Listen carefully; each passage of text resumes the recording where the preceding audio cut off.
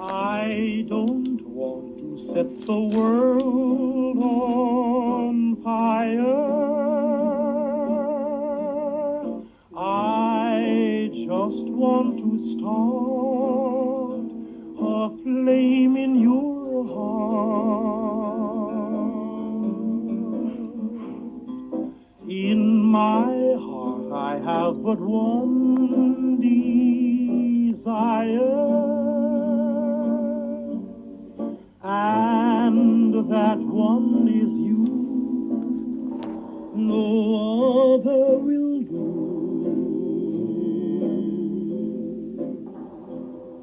I've lost all ambition for worldly acclaim. I just want to be the one you love. And with your admission that you feel the same, I'll have reached the goal I'm dreaming of. Believe.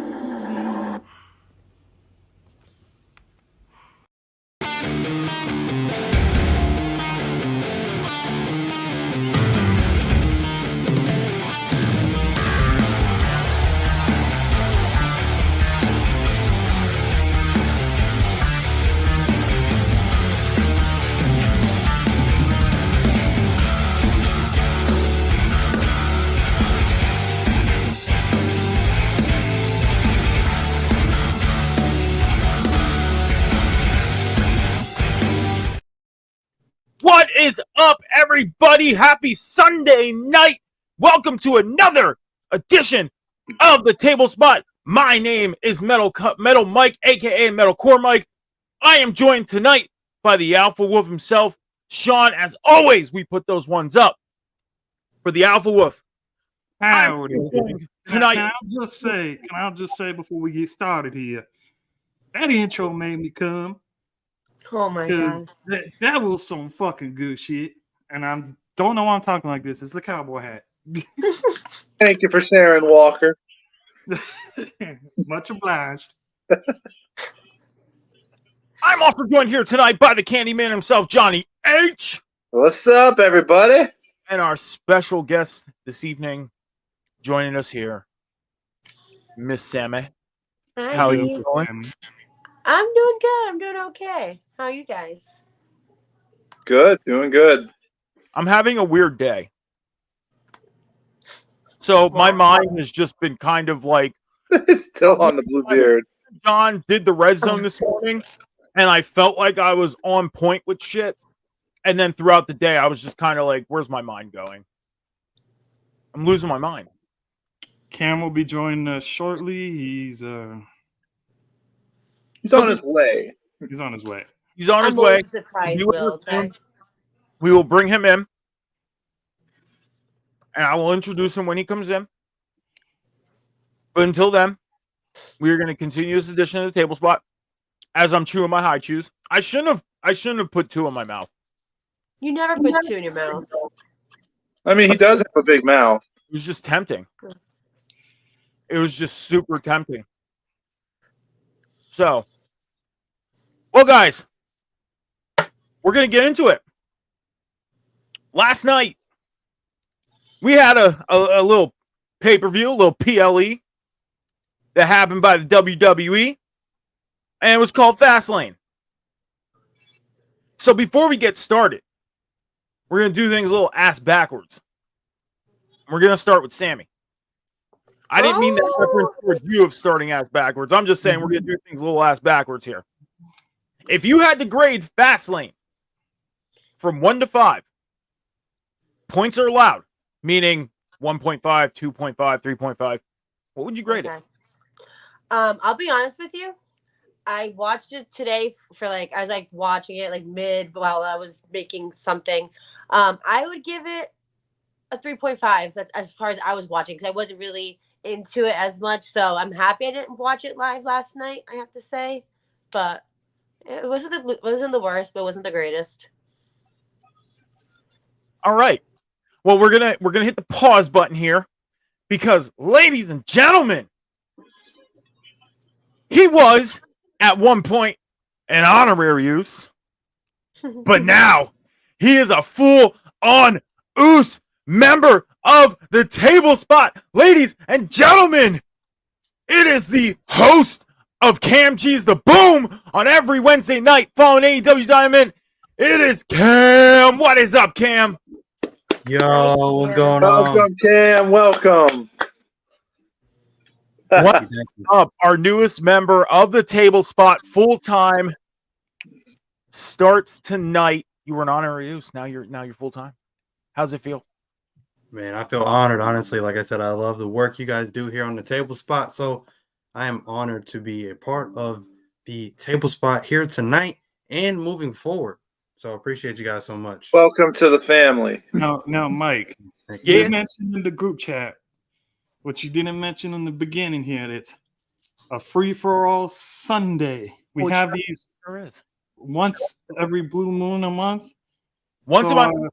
Once a month, we do a free-for-all Sunday to kind of give ourselves a little bit of a so every Sunday night when we do this show, it's kind of like one of those times where we can come on and speak our piece and everything. But the free-for-all Sundays are really, really when we just like let the fuck loose. So are we ready to roll said Oh, we can kick that off. let's kick it off then. We can. But the thing is, it is a special presentation that is happening here on the Table Spot. Sammy, you gave your grade of FastLane. We're going to get back to the FastLane talk. We will. And Cam, perfect timing. But we got a little bit of a production. So, Sammy, you give the thumbs up when you're ready. Okay.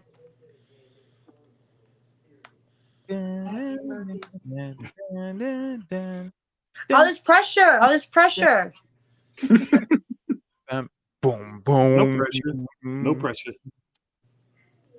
Are you ready? Boom, boom, down. So, okay. I think I'm ready. I think I am. you good? Ready to go? Yes, but where's my Bluetooth? Why didn't that work? Okay. Ready to go. All right. All right. You guys, we have a little bit of a presentation. Cam, are you ready? Ooh, okay. Okay. Okay. We're ready. Wait, can I flip my camera around? Wait a minute, I can't flip my camera around. You said you were ready. You're just kidding. Okay.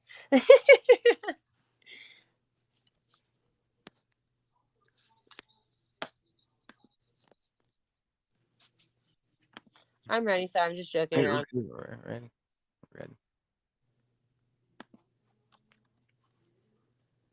Come on. Happy birthday, Cam. All right. Oh, wait a minute. Okay. Well, I'm going to bring everybody else back in. And while you get yourself set up, we're going to continue the FastLane talk. So, John, FastLane last night. Did you watch it? Yeah, I saw some of it this morning. Okay. You rate it 1 through 5. What's your grade? 2.5. I thought it was a very boring pay-per-view. I liked the fact that it was 5 matches because it let people actually showcase what they can do in the ring. But it was chalk, except for the tag title change, which I didn't see coming. It was chalk, basically. Okay. Sean. Well, I'm gonna have to go with the with Miss Beautiful Sammy over here and say it's about a 3.5. Time out. What are you doing? That's Walter Texas Ranger. He put the hat on and it's working like it's almost like the hat kind of like insinged things into his brain. And now he developed some kind of like Southern accent type He's deal. a Cowboys fan now too. It's just you turned him completely cowboy. Don't go that far. Don't go that far. I bleed black and silver till I die, sir. Anyways, a 3.5.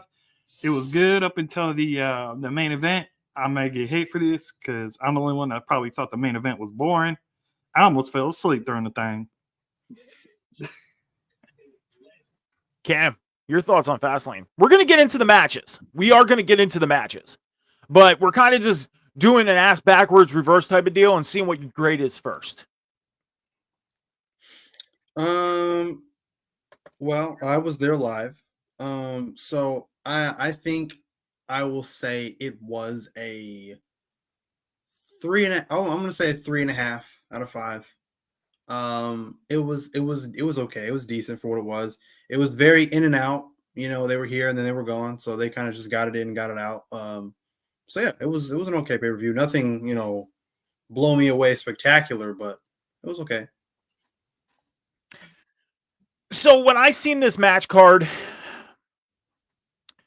I was thinking WWE is really kind of stretching themselves in a sense, because we usually get about 2.5, 3 hour pay-per-views from them. And to only have 5 matches.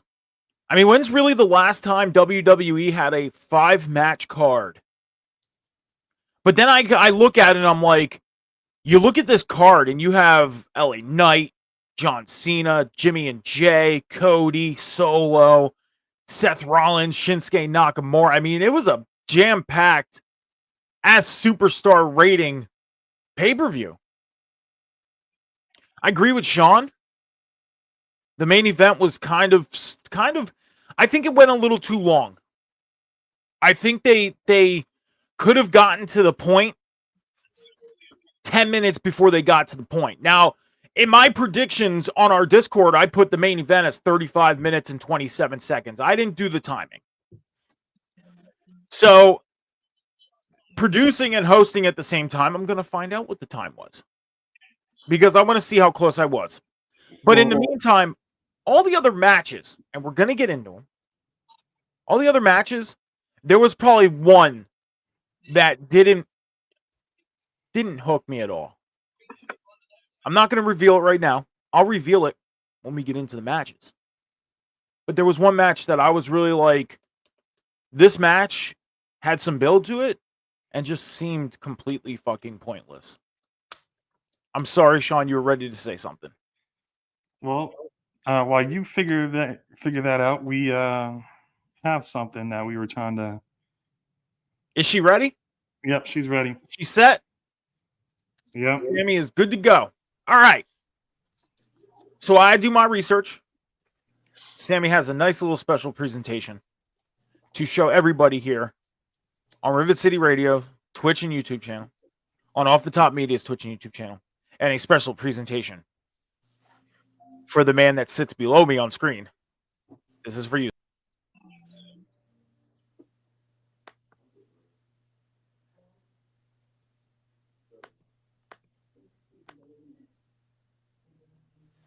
Are you fucking kidding me right now? Come on, work. Wait, it's gonna work. There you go.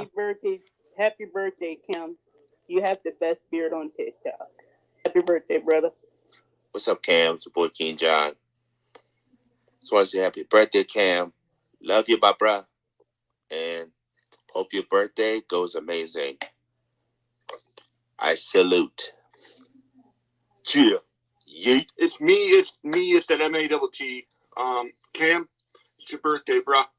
Happy birthday. Hope you have an awesome day. Enjoy it. We all here in Wrestle Talk love you and appreciate everything that you bring to the community. Love, and of course, that glorious beard. Thank you again for everything that you do and just positivity. And, you're an awesome dude. And again, happy birthday and have a great day. Cam, it is I, El Proscrito de la Luna, Carmelo Knight, and I got my coworker Kelly here. We want to tell you, happy birthday! Hope your birthday is awesome. Keep doing great things. Hope to see you in Philadelphia Mania weekend. Have a wonderful day, and always remember to smile. Yes. Yes. Cam, hi, hello. I've heard it's your birthday. Happy birthday. Your bacon, your eggs, your ham. Not your Cam, but I'm super, super happy to know you. You're funny. You're an amazing person. And I mean, I can't say nothing. I mean, you're bad because, I mean, you sizzle my bacon. I mean, that's what you always say, I guess. I don't fucking know. But I hope you have a wonderful birthday. and I hope you do whatever you want to do because you deserve to have an amazing birthday. So get turned up because it's your day, and that means everybody got to listen to you. The man, the myth, the beard, Cam G. I hear it's your birthday today, so I just popped in to say happy birthday. I hope you have a lovely day. Hey Cam, just want to come here to wish you a happy birthday, and I hope you have a wonderful birthday. Hey Cam, happy birthday, bro. Hope you're enjoying your birthday. You deserve it. I wish I could have your beard because I'm jealous of your beard, and I wish I could have a nice beard like you, but we're not blessed like you, Cam. But anyways, happy birthday. Take care, man. We love you. Cam G, I hear it's your birthday, Bo. Want to wish you a happy birthday. Hope you have many more after, man. And maybe one day we'll share a drink together. Happy birthday, Cam G. Hey Cam, it's Leo. I know we don't really talk much, but at the same time, from one GD Dolan fan to another, I want to go ahead and wish you a very happy birthday. Hope you have a great day. Maybe, I don't know, something about I was going to say something about GD Dolan, but I couldn't think of nothing. But hope you have a great day and enjoy it. Have the best birthday ever. Another year on the sun for you. Happy birthday, Kim. Love you, brother. This is the Candyman, Johnny H, and I want to send out some most excellent birthday wishes to the original Bacon, Eggs, and Cam. Cam, have a great birthday, a great day. You're awesome, bro. What up, Cam? I heard it's your birthday. I hope you get some luscious beard oils for that gorgeous beard. Love you, man. Happy birthday. Enjoy it. What up, Cam? Well, I'm stopping by to wish you a very happy birthday. I have to say, only known you a short period of time. Feels like I've known you a lot long, man. Happy to call you a friend. Happy to call you a brother. I appreciate you, love you, and I hope you have a great day. Happy birthday, man. I want to give a happy birthday to a really good friend of mine. Happy birthday, Cam. Hope you have a great day, bro. Cam. My homie, my brother, you are the man. And it's also your birthday. So today, I want you to have all the cake, or whatever you prefer. I want you to have Gigi Dolan's cake. No, I'm just kidding. But anyways, you are the man. You are awesome. You are an integral part of the table spot. And I just want you to know that we love having you on the table spot as our co-host. And now that you're full-time, welcome aboard. You are seriously such an amazing person in this fucking community. And I just want to say happy birthday, Cam. Happy birthday to the beard, you know, the fucking beard, man. Give me beard envy every fucking time, you handsome bastard. All right, well, love you, Cam. Happy birthday, bro. Happy birthday. I really appreciate our friendship. We've been friends for a year now, I want to say. Yeah, a year when we met. Crazy how, like, time passes, like, what happened throughout this whole year.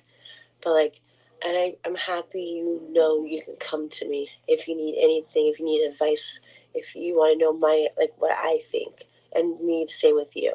And I appreciate that. I love our friendship. I hope you have the greatest birthday ever. And you have one of the greatest beards on TikTok ever. So never, ever shave your beard. Don't try to tease me again and fool me in shaving your beard. All right? But I hope you have a great birthday. I hope you have this video from everybody. Love you.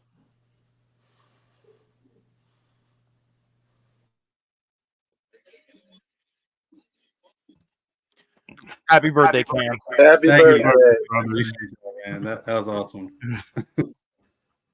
What a first official show for you, sir. Yeah, right? Like, That was awesome. you've so the past couple weeks, Thank you, Sammy, for doing that. Much appreciated. So, for the past few weeks, you've been filling in, coming in as a special guest, helping us out and everything like that. And it's just great to have you on here as a full-time member of the Table Spot. Thank you, sir. Appreciate you. And we got Sammy who wants to hop right back in. So, happy birthday, sir. And Mike says, love you, Cam. Love you too, Mikey. You guys trying to kick me out already? Damn. You left. Apparently so. Oh, I know. I couldn't turn my camera around. It wouldn't let me. So don't accuse me for kicking you out. I have to assume. I have to make sure that you feel, Mike, okay? He just used you for the video. That's it. I know. Damn. Well, it was Sean's idea, I have to say. He's the one that said to put it on here. And I'm like, that's such a smart idea because all you guys will be here. And it's his first night as full-time member. So, smart idea. Happy birthday, Cam. Thank you, Sammy. Thank you for putting that video together. That was awesome. Of course, because I know that's the only thing you wanted. You didn't want no wish list. You just wanted a birthday video. So, So guys, my birthday's in July. But July what? I have July 14th. Oh yeah, on July 29th. We didn't know each other back then, did we? Not very well. Anymore. No, we met shortly after that. Okay, so I'm like, No, we knew each other. You were on the other with us before, so I knew you. Yeah, I was. I did. Okay. Oh, my bad. But I have an Amazon wish list. Just to let you know. Okay, that's the first thing I asked Cam. I gotta say goodbye to this character right now. It's getting too damn hot. So yes, please. I'm putting together a link tree just to let y'all know. So I turn 38 next year, and yeah. Anyways, we'll move forward here. FastLane. So we're gonna get into the very first match of the night, which was for the undisputed WWE Tag Team Championships. And it was Cody Rhodes and Jey Uso tagging up to go after the belts against the Judgment Day of Damian Priest and Finn Balor. And the closing moments of this match, Cody and Jey hit a 1D-like move, almost like what the Usos do, or did. A 1D. To get the pinfall win and become the new WWE Undisputed Tag Team Champions. So we're going to start with John. John, your thoughts on this match? This match was 20 minutes, 40 seconds to kick off the night. Were you entertained by this match? Are you happy that Cody and Jey are the tag team champions? And what are your thoughts moving forward? Well, it was a surprise to me that they changed the title so fast. I expected the Judgment Day to have a longer run, and to a random pairing, no less. I know how you feel about random pairings, Mike. I don't know how I feel about it. And to be honest with you, I kind of fast forward through most of this match, so I can't really give you my thoughts on how the match progressed. So what are your thoughts moving forward? What do you think they're going to do moving forward with these two being tag team champions? Oh my goodness. Like I said, it was a shock to me that they won it, so I really don't know. Maybe I hope what I do hope that it's not a short reign. I don't want them to lose it 2 weeks later because JD McDonough screwed them over to get back with the Judgment Day again. But I do know I don't want it to be a short run. I think it's going to be a good way to help prove to the boys in the back that Mr. Uso has changed from the bloodline. All right. Our guest, Sammy. Sammy, your thoughts on Cody and Jey becoming new tag team champions, and what do you think is going to happen moving forward with these two being tag team champions? I thought it was a really good match. Like, I didn't expect it either, but I'm really happy because now they have an excuse to go to SmackDown with Roman there and Jimmy's there and Solo because they have both titles. So they're going to go to Raw and SmackDown. So that's the in right there for Cody Rhodes versus Roman again. When they do lose them. So that's what I'm getting at for him to finish the story or do it whatever with Roman. That's his perfect thing. He doesn't even have to get traded to SmackDown. He can go to SmackDown anytime he wants. And I thought it was pretty good. I'm not gonna lie. I'm happy Cody Rhodes and Jay won because I hate the Judgment Day besides Rhea. So All right. Shit, look at Sammy. Oh, shit. She's so cute. She's so cute. God damn it. Cam, your thoughts on what you think is going to happen moving forward. Oh man. So so I went to FastLane, obviously, and I went with one of my buddies from high school or whatever. And we're both big wrestling fans, obviously. And we kept saying pretty much, we were trying to predict the match card. We kept saying, it was like, I don't really see this bizarre tag team of Cody and Jay winning the tag team titles. So to see them win was insane. Like nobody in that arena was sitting down when that ref hit 3, and we have new champions now. So obviously, I thought it was a great way to start off the pay-per-view. I honestly don't mind it because I really don't know the direction of the tag team division right now, anyways. So I don't particularly mind it. Normally, I probably would hate something like this, but I've seen some people saying that Cody Rhodes has finished the story, but I don't think that's the case. His story is still unfinished with Roman Reigns. So this is obviously just a side quest. They're just capitalizing on the popularity that he has right now, and then combining that with Jay, and he has an unfinished story with Jimmy. So it just kind of makes sense for right now. Going forward, I don't think they're going to have a very long reign at all. I think maybe they'll probably have some sort of rematch, maybe a Crown Jewel with Judgment Day, retain the titles. Then they'll probably not defend the titles at Survivor Series because they'll probably be involved in like 5-on-5. Like ideally, I want to see like Team Jay versus Team Jimmy or something like that at Survivor Series. I think that'd be kind of dope. So they probably want to defend titles at Survivor Series, and then who knows? Probably a Royal Rumble to probably lose the titles to whoever. So that's what I see happening. Not a very long run. So yeah. Now the ending was dope too. The finisher move that they hit. Now when Jay had him up, I literally when I saw Cody running, he hit the ropes and he came back.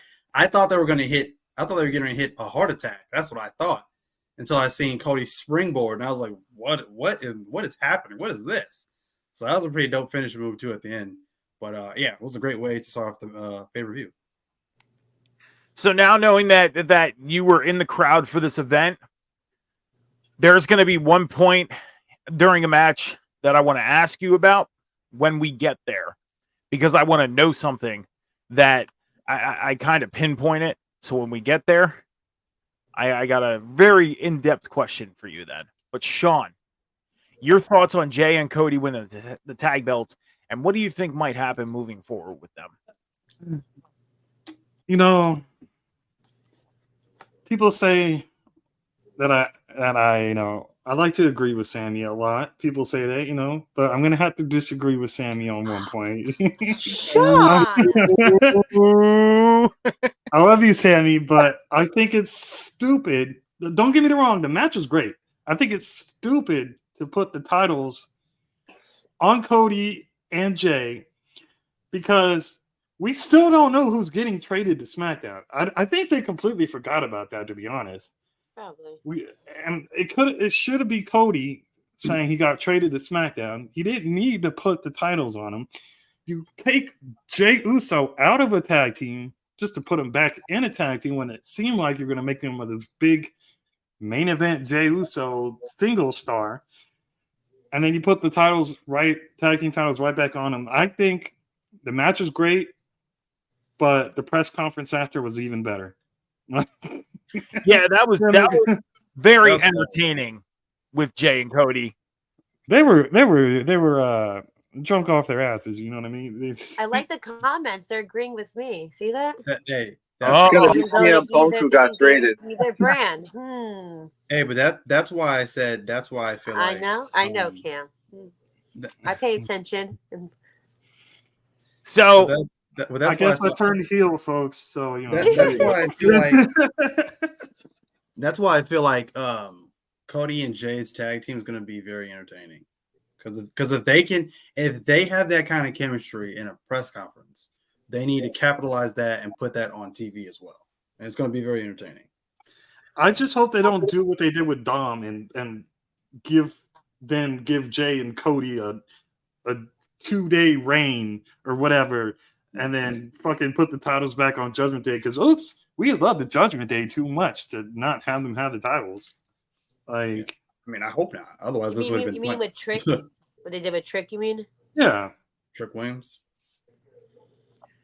So, I said last night that I have a little bit of a theory about this move, and it's not what was said. What was said was, it's the noticeable thing that this is a way for Cody to be the one going to SmackDown, whatever. No, this is a different theory. Okay, my theory is Jey Uso went to Raw. He wins the tag belts with Cody. Yes, this is a way for them now to go to SmackDown. This is a way for Cody to get back to Roman. It's the obvious thing. But I have a feeling at the end of the day that this is just a front. I think Jay is still part of the bloodline. What? I think they're luring Cody in. I don't know about that. I think so. I have a feeling that they're luring Cody in. I thought that at the beginning too, but then I was like, after a while, I was like, I don't think so. I don't know. Can I add another reason why I think they put the titles on Cody and Jay? Mike, you're fired. Is because they have the season premiere of SmackDown this Friday, right? Yeah. Triple H is going to be on there, right? Yep. He was announced for Friday Night SmackDown. So was Roman. So was Roman, yes. I think, don't quote me, but I think we get introduced to new tag team titles. And they want a big babyface team to be the ones to put them on. But with them being on Raw, you see them doing that on SmackDown? Well, the titles go between each brand already, don't they? But they're on the Raw roster. But yes, they go between the brands. But they're officially on Raw. But you know how Fox works. They want all the big shit. So, I know the titles can float. I know the rules of the titles. I'm just saying, with them being Raw guys, that maybe it's WWE. They don't like logic. So that's just like the rosters don't really fucking matter either. Yeah. So we're gonna move forward because that was my little theory, and if I'm right, I'm right. If I'm wrong, yeah, well. But we move on to our second match tonight, the LWO taking on the Hurt Profits. Yes, Bobby Lashley and the Street Profits. Some of us call them the Hurt Profits. But at the end of this match, we've seen Ray pretty much down in the ring, and all of a sudden, we hear the music hit, and out comes Carlito. Carlito comes out, helps the LWO get the win.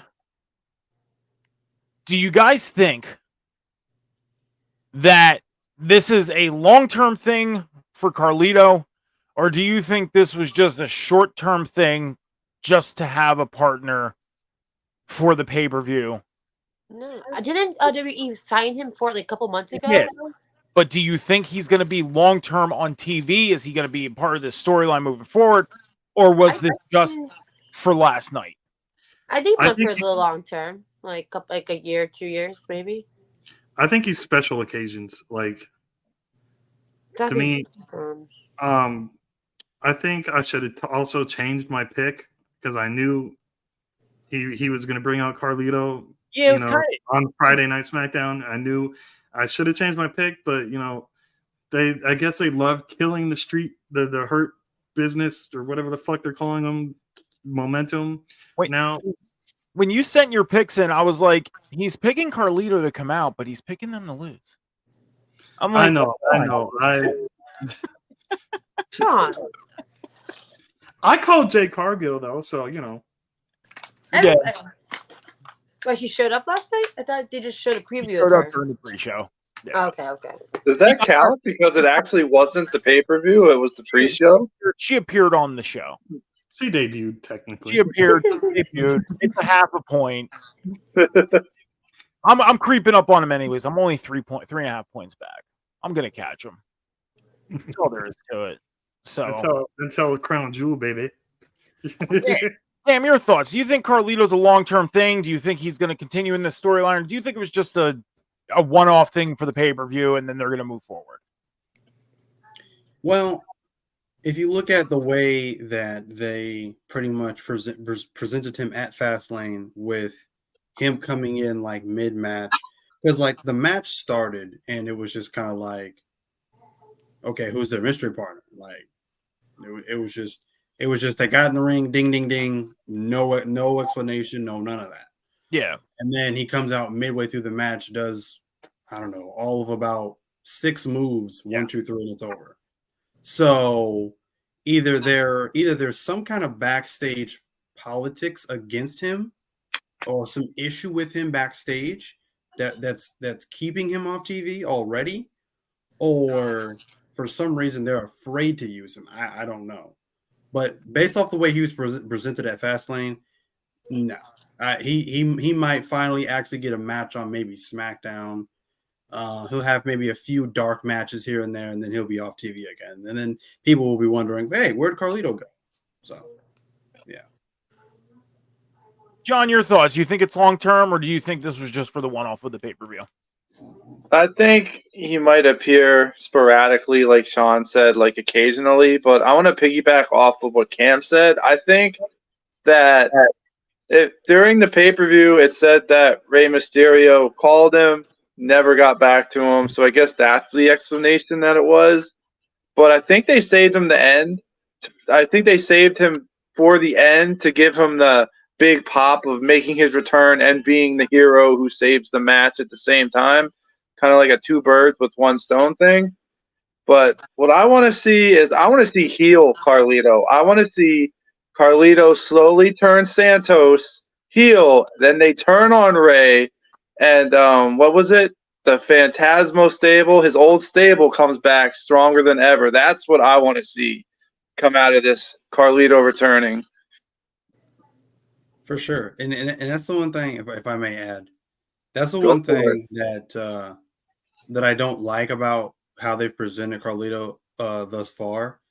They're presenting him like he's like a superhero or whatever, and it's like, are we forgetting Carlito's past? Like the dude used to spit apples on people's faces. Like he had John Cena stabbed by Jesus when he was going after the U.S. title. He was one of the best heels in the early 2000s. Like I know.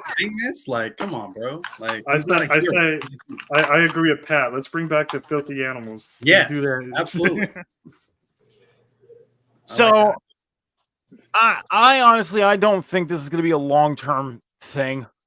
I agree with what John said. Like, I think it was a kill 2 birds with 1 stone. I found it kind of weird that they started the match on a 2-on-3. I mean, yeah, it could have been anybody coming out to help them, but I mean, the obvious was there. I expected it to be Dragon Lee, to be honest with you.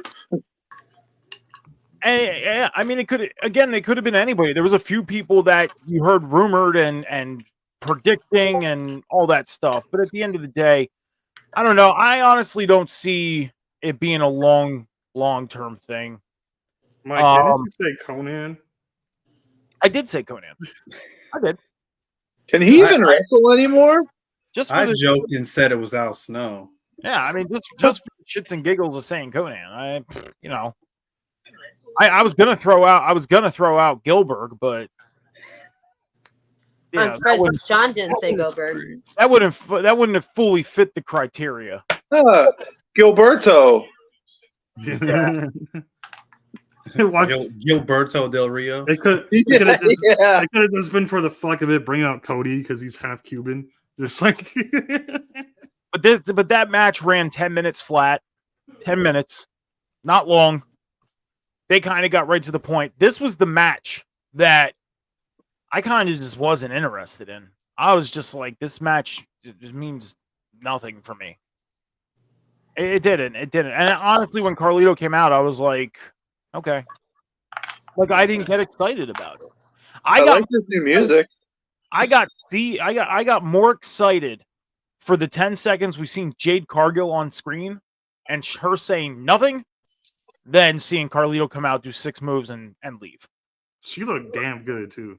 She did. She looked like she was ready. She looked like she was ready to be involved into some stuff.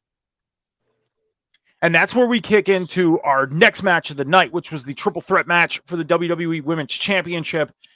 Io Sky defending against Charlotte Flair and Asuka. Bayley ended up distracting the referee while Charlotte had the figure 8 on Asuka. Asuka was tapping on Charlotte's knee, but the referee did not see that. Io Sky hits the moonsault on the Charlotte, breaks the figure 8, gets the pin, gets the win, retains the championship. 17 minutes, 20 seconds for this match. And Cam, this is the part where I wanted to ask you. There was a point of this match where the crowd, in a random sporadic fashion, weird timing to me, started saying, "This is awesome." Was that filtered in or was that real? I'm kind of curious on this. At what point in the match? It was probably, I would have to guess, maybe 10 to 12 minutes in. Right before Charlotte got that figure 8 in. No, it definitely wasn't like that. But they might have made it seem louder from what you guys heard it, because it wasn't super loud necessarily. Okay. It was like very faint. Because it was loud. It was loud. Like they made it come out to be loud. Right. So I was just kind of curious on it because I was like, I really hope this is real because this is a good match. Not a bad match for a triple threat match for the Women's Championship. And we all know as of late that not only in AEW, but in some fashion with WWE, women's matches haven't been that long, haven't been highlighted as much. And this match was highlighted. This was a really good match. I was actually into this match. Like I said, and I'm normally somebody who is I tend to harp on women's wrestling a lot, but I can honestly say that within the last, I don't know, few weeks, month or so, the last couple of matches between both AEW and WWE's women's matches, they still are not given a lot of time, but the time they are given, I've seen some bangers lately. Like women's wrestling right now it's winning. I don't know how long this stretch is going to last, but they've put on some pretty decent matches. Yeah. And that's the thing is that even the storylines aren't as bad. I mean, we see the little bit of the dysfunction with Bayley and Io, and I mean, Dakota Kai is kind of just in the background, which I don't know. She's not ready to compete yet. Haven't seen her compete yet. No, she's not cleared yet. That's why she's just in the background. I figured that because I haven't seen her compete since she made her return. Right. So I didn't know if maybe she was working house shows and not doing any TV stuff. But I mean, I think this is going to start heating up between them two, and that could be a really good rivalry. A really good rivalry. I don't know what you guys think. Yeah, she's doing her podcast with Zelina, like Pat says, so she's doing a good job on that as well. But my question is now moving forward, because Bayley could have cost Io that title last night with what Bayley was doing. Could you see maybe after Survivor Series, maybe they have a match and Bayley costs him a match or costs Io a match, that we start seeing a rivalry build up by Royal Rumble? Sean? Bayley's going to cost Io the match to Taylor Swift. Okay. Anyway. No, I'm just glad it was anybody but Charlotte. I'm glad it was anybody but Charlotte. I'm glad Charlotte didn't win. Do you really want me to go into this, Sammy? Yeah. Overpushed, overrated. I like Charlotte. But she's a fantastic wrestler, though. In 2 years, she should not have the belt 15 times. Come on. Maybe 4. Come on. She should. Because of that last name. That's why. Guys and gal, I got to see the WME live. The worst moonsault ever from Charlotte Flair. It was amazing. It was amazing. That's because it wasn't Tiffany Stratton. Yeah, that's facts. That's facts. But no, the way I see it, the way I see them going, because they're already kind of going with it now. with the promo that they had with Charlotte Flair and Bailey, I believe, and Charlotte was kind of getting in Bailey's head a little bit, like, what's happened to you? Like, why are you taking a back seat to the rest of Damage Control and Io Sky and all this nonsense? So I could kind of see her trying to get in her head a little bit, and I think that's going to end up turning Bailey against the rest of Damage Control, and she's going to end up turning on Io Sky. I don't think she's going to be the one to cost her a particular match or cost her the championship, but I think she's going to turn on her, and they might feud for the championship. I could even see an alliance formed between Bailey and Charlotte, and Bailey just start coming out with Charlotte Flair. I don't see why not. I think I like that idea. I could see Io Sky continuing her feud with Asuka. Obviously, I would love to see another match between them two. They put on a banger the first time. It just got ruined from interference or whatever. Put him in a cage. Put him in Hell in a Cell. I don't know. You got to up the stakes some kind of way. Put him in the fight pit. Put him in a fight pit. I mean, you got to up the stakes some kind of way. And then I can honestly see Kairi Sane coming out and getting involved in that. And then we get a triple threat: Kairi Sane versus Asuka versus Io Sky.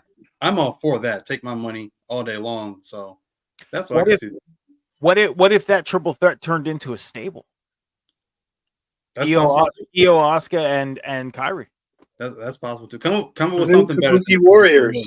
Japanese death match. There you go, Pat. Never happened. Japanese death match. That's a Kenny Omega wet dream right there. If they wouldn't give it to Seth and Shinsuke, they're not going to give it to those two. Never going to happen. Yeah, that ain't going to happen. So, John, your thoughts? Do you think we see Io and Bailey possibly feuding by Rumble time? I hope not. I really like what they're doing with Bailey because at first everyone was like, she's just using them for the belts and she's going to get jealous. But no, she's actually a good manager and a good veteran mentor for them. I mean, she's the reason Io kept the belt. I don't want to see it end. I actually like this group a lot and how they're handling them. All righty.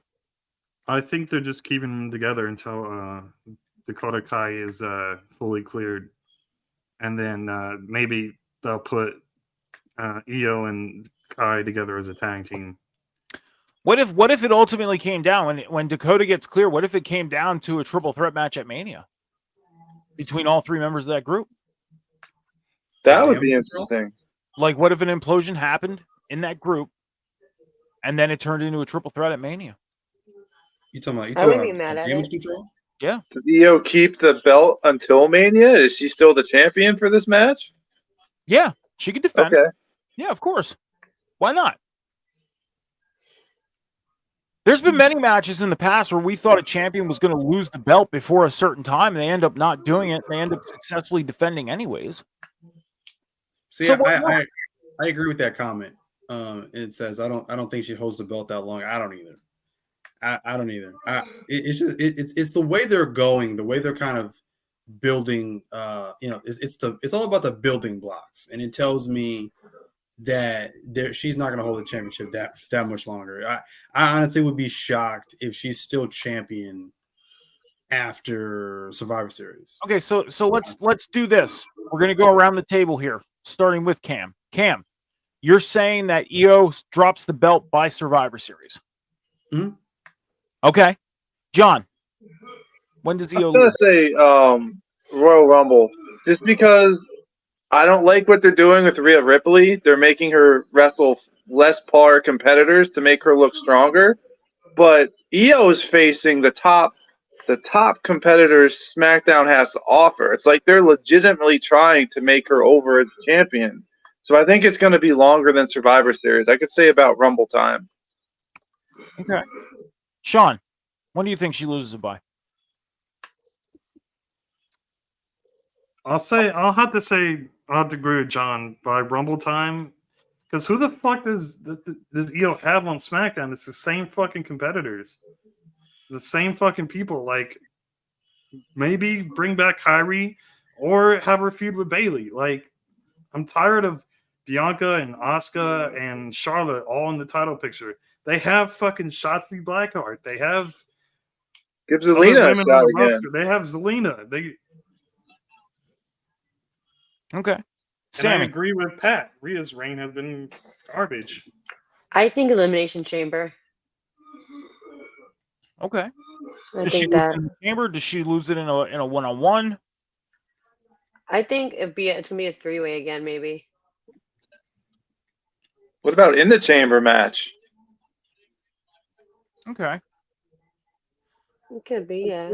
Maybe Bailey accidentally screws her over in the chamber, and then that leads to a WrestleMania match between those two. There you go. Yeah, but do you really put it? I mean, yeah, I don't know. I mean, you could put her in that situation where she can lose it in the chamber and then go to Mania and maybe win it back. But I mean, if there's a lot of people thinking like her reign isn't good now, what's gonna be the difference between her losing the belt at Chamber and winning it back at Mania? Like, why change the belt for a month or two just to change it back? You know what I mean?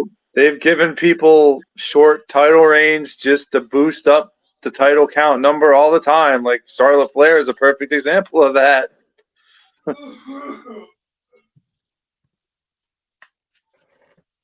So, well, I don't know. I think is somebody okay? I was wondering that It's my too. roommate. I'm so sorry. Man's hacking up a lung.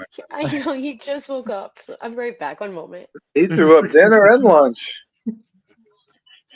I was trying to be nonchalant about it. I wasn't trying to just. I know. I wasn't put it out trying to there. say anything either about it. So, I honestly all Sunday. Yeah. Well, I mean, I think honestly, if they get to the point where they take the belt off her before Mania, keep it off her, make us miss her being champion to the point, because we were all like wanting her to win the belt. Like, we were waiting for it. We were excited. She won Money in the Bank. We were excited about it. And then she cashes in. We got excited about the fact that she won the belt. And now it's like her reign, even though she's facing the top stars like Asuka and Bianca, and she's facing Charlotte. Like, even though she's doing that, there's still some people that are not happy about this reign, are not impressed with this reign. So to take it off, like I say, if you're going to take it off of her before Mania, keep it off of her for a couple months. Wait until SummerSlam, at least. Have her have a chase, a real chase. Like, she had the briefcase. She had that in her back pocket. Right? She just came down, cashed in, bam, that was it. Now have her have a real chase. A competitive chase for that belt. So I had this crazy idea, right, for a chamber. I'm glad you guys brought that up, because how crazy would it be to have the chamber match, right? And she defends the title in the chamber. And there's a moment where, I don't know if y'all remember way back when Evolution was a thing, and what was it? Triple H was going to help Batista from being eliminated, but he like sat up in the corner and then sat back down. Yes, he slipped back down and acted like he was still out of it. I remember that. And but then Batista even said something to him the next night on Raw about it. Exactly. Yep. So you remember that, right? So apply that to this. Okay. What if we see almost an exact replica of something like that in this match? Whereas you see, like, okay, so you have the friction between EO and Bailey going into this match. Mm-hmm. And Bailey's trying to like assure Asuka, like, yeah, I've got your back, whatever, when she really doesn't, obviously, right? So she goes in there, not Asuka, but EO's getting pinned, right? Getting pinned, getting ready to get eliminated. Mm-hmm. Bailey's in the corner. Same thing, same scenario. She gets up like she's gonna help her and just sits back down. That would be like poetic justice. Like, perfect thing. I love it. Or she gets up, takes 2 steps, and does the Flair flop like she's gonna try to do something. There you go, Pat. Hell yeah. And look at this, guys. This is the thing: is there's been so much negativity put on women's wrestling in the past few weeks, if not months. And this is the most thing we've talked about so far tonight, which goes to show that women's wrestling is fucking thriving right now. I think it was the best match of the card, to be honest with you. These companies are just not noticing it. I say we put that hashtag. Remember back in 2016, the hashtag was out. Give women's wrestling a chance. I think we need to fucking get that going again. We need Speaking to of women's wrestling, I saw on Instagram my friend Mel Thunder Rosa posed in front of the Sphere in Vegas. So I had to send her a little text like, "You in my city and you need to text me, tell me you was here." That place looks fucking amazing. Imagine a wrestling event in there. That would be fucking sick. I can see them doing it. It would look awesome because of the lighting, because of the effects. It would look fucking insane. Granted, it's a much smaller venue, but they can do it. It's worth it. Yeah, it's worth it. They can do it, and especially with the effects. And I'll say this: if things, not going to get too deep into this, I'm just going to say if things were to get bad again with pandemic stuff, if we have pandemic 2.0, like the possibilities can happen because the positive counts are going up again, especially where me and John are at. I say they turn that into to Thunderdome 2.0. Don't do it in Florida. Do it there this time. What's wrong with Florida? That's where I say. Well, I mean, using the Sphere in Vegas would be fucking amazing. Imagine what they could do with that if they had to use a Thunderdome. Okay, if they had to use had to do the Thunderdome again, that place would be perfect fitting. Perfect fitting. Yeah, but the thing is, they own the Performance Center. Isn't that where they had it? So they wouldn't have to rent out the venue. They did the Performance Center before SummerSlam. Okay. They moved it to Tropicana Park. All right. The Thunderdome in. That's where the WWE Thunderdome. NXT. Gotcha. Their version of the Thunderdome was still at the PC, or not the PC, at the Full Sail. Okay. So that's how they had it set up. But we're going to move forward now. We get into the fourth match of the evening. John Cena, LA Knight, taking on Jimmy Uso and Solo Sikoa. 17 minutes, 20 seconds for this match. John Cena hit a 5-knuckle shuffle, and then LA Knight hit his finishing move, the BFT, to pick up the win. Guys, I'll say this about this match. I wasn't very intrigued by it.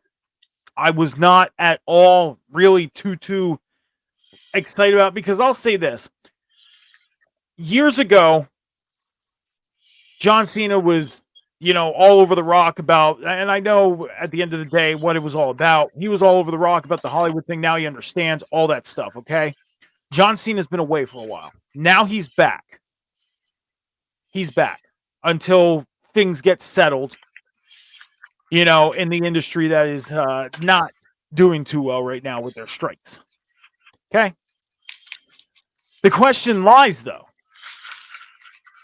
is do you think, I want your guys' thoughts on this match, for one, but then number two, do you see John Cena being around as far as WrestleMania? Do we see John Cena back in the ring in Philly for WrestleMania 40? So, I'm going to go first, especially because Sammy's here. The way this week they set it up is to have Cena take part alongside with Cody and them in a War Games match. And correct me wrong if I'm wrong, but Cena did say he needed to call an old friend. And keep talking. And they and they've been dropping teasers for a certain Chicago man. Oh. But no. But it's not gonna be just CM Punk. He won't be a part of the War Games match. What if John Cena calls Randy Orton? What if that is the man that he calls that still has history with the bloodline? We have a returning Randy at Survivor Series War Games.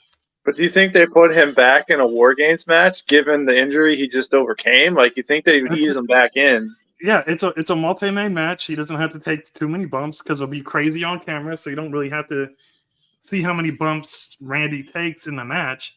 He can relax a bit because it's a multi-man match. You can have Cody, Cena, LA Knight, Jay, whatever. He can come in last too.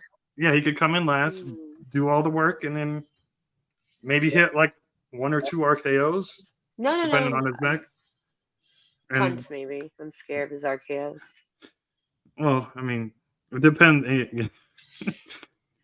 But yeah, Randy Orton in the War Games match, it seems like they're setting it up for it. I hope you're right. I thought he was gonna come back during the Royal Rumble. War Games, no, I don't think they put Randy in such a dangerous match like that. I agree with that. Not. That's just no. Ain't no way. Ain't no way. They're not gonna take that risk. That if Randy comes back, I feel like he's gonna come back in a much more simple role. Like they'll announce him coming back, or he'll cut a promo or something like that.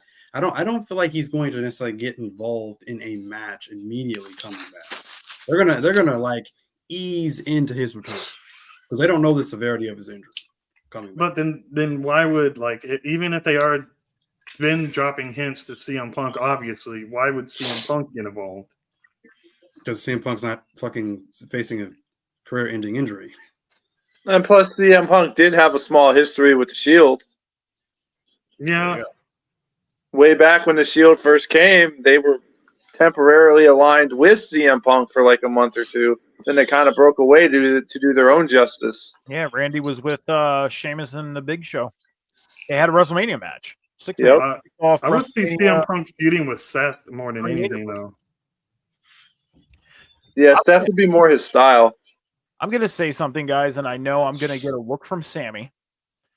I'm going to get a smile from Sean because of Sammy's look, and John's going to say, "What the fuck?" to me. I'm just predicting right now. And Cam's not on screen right now. So you just made Cam go away. If he's on screen by the time I say this, then he's probably going to ask me explain why. Okay. So Cam's going to ask me explain why. Sammy's going to give me a pissed off look. Sean's going to smile, and John's going to say, "What the fuck?" Here we go, guys. I'll say this right now. Randy Orton's been out a while, and I'll say this: I don't miss him. He's such a dick. I don't miss him. I don't. Mike, you're fired. Truly do not. I don't miss him.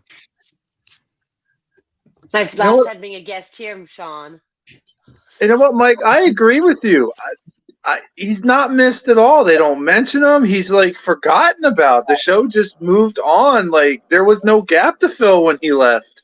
Just like Nikita, I'm talking about Nikita. She's been gone. He was in a tag team. Why? It was like that was agreeing with you, Sammy. No, I'm giving an example. I mean, she said, "If I'm miserable, you have to be miserable too." to be fair, I mean, I'm not really, and this is not necessarily a bad thing, Sammy. So don't freak out when I say this. I'm not freaking out. I'm not freaking out. I'm not. I've never really been the biggest fan of Randy Orton. I appreciate what he's done over the years. I appreciate. That's why I said don't freak out. But I've never been the biggest fan of Randy Orton. I do appreciate the stuff he's done in his entirety of his career.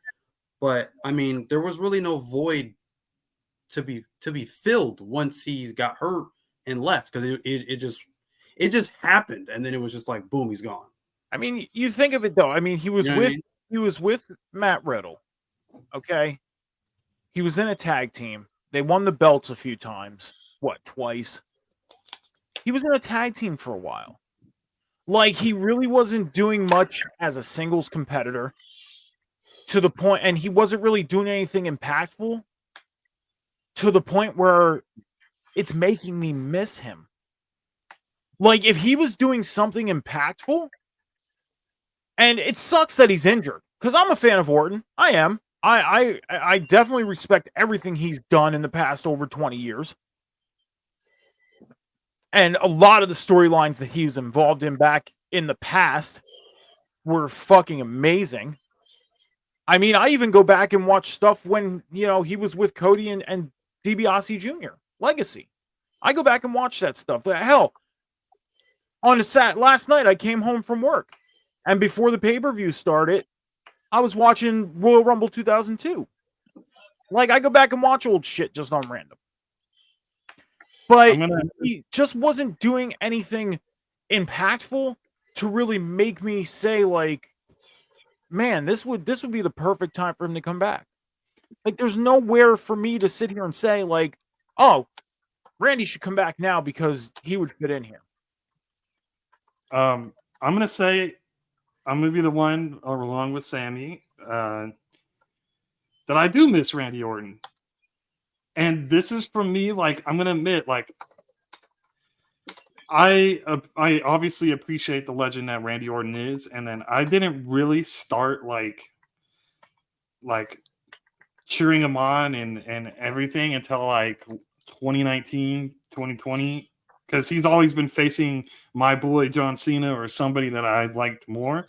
That's just how Randy is, that's how I was being a fan of Cena and the rivalries and shit, right?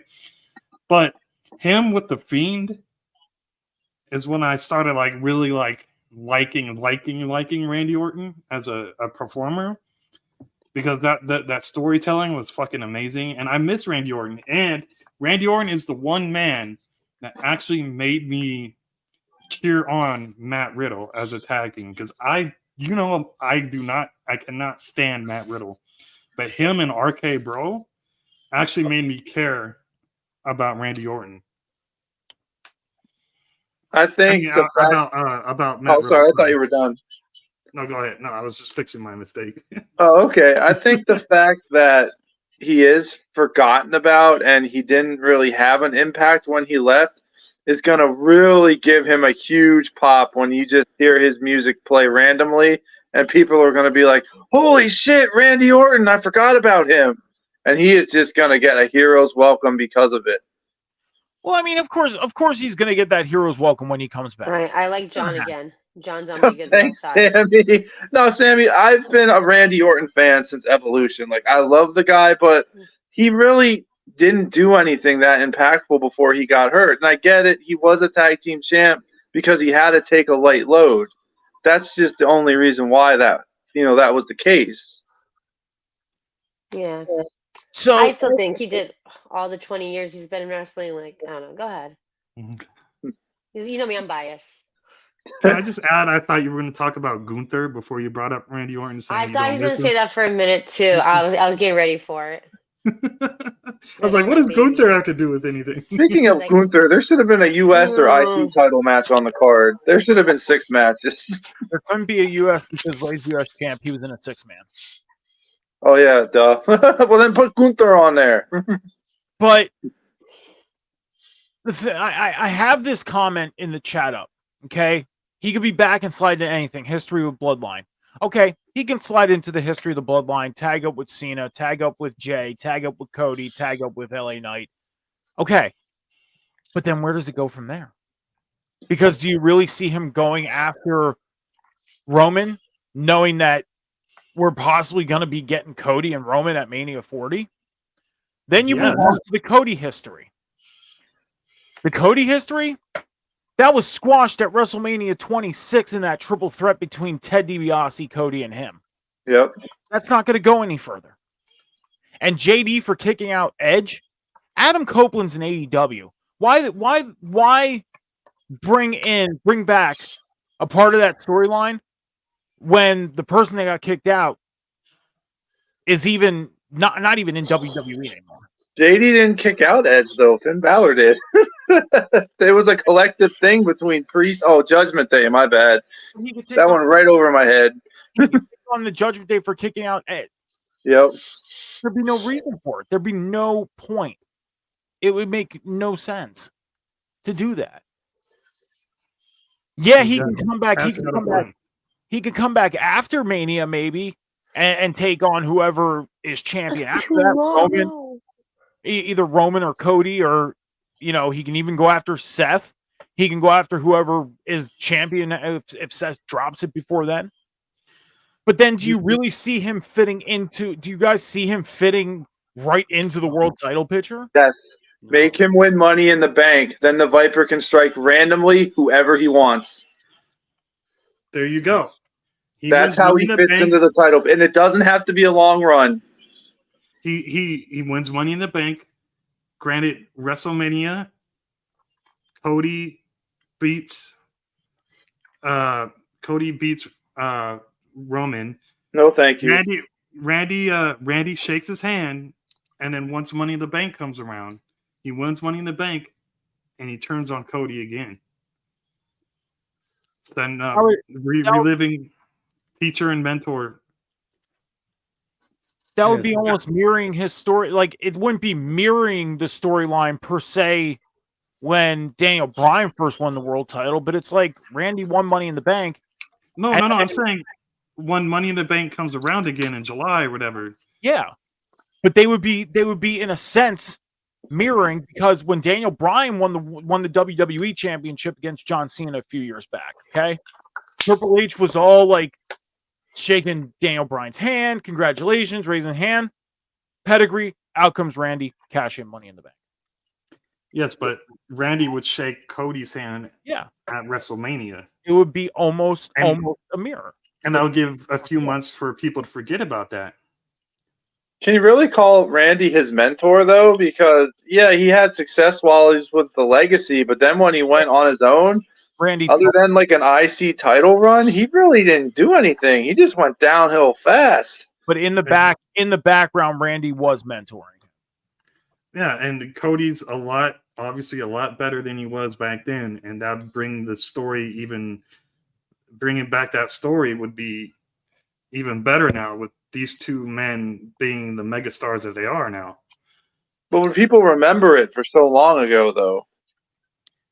Well, if they were to recycle that, that's the thing, is you have so many new fans that could have gone back in the archives, and that's the great thing about the network, is you go back into the archives and watch old stuff. Like I mentioned, I was watching stuff from 2002 last night.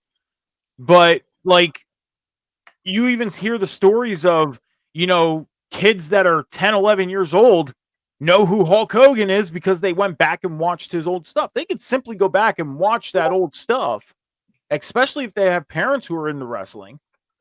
Show them like, hey, this was Cody when he was in WWE the first time. He was with Randy. Randy's still there. Oh my gosh, there it is. There's your connection. So they can do that.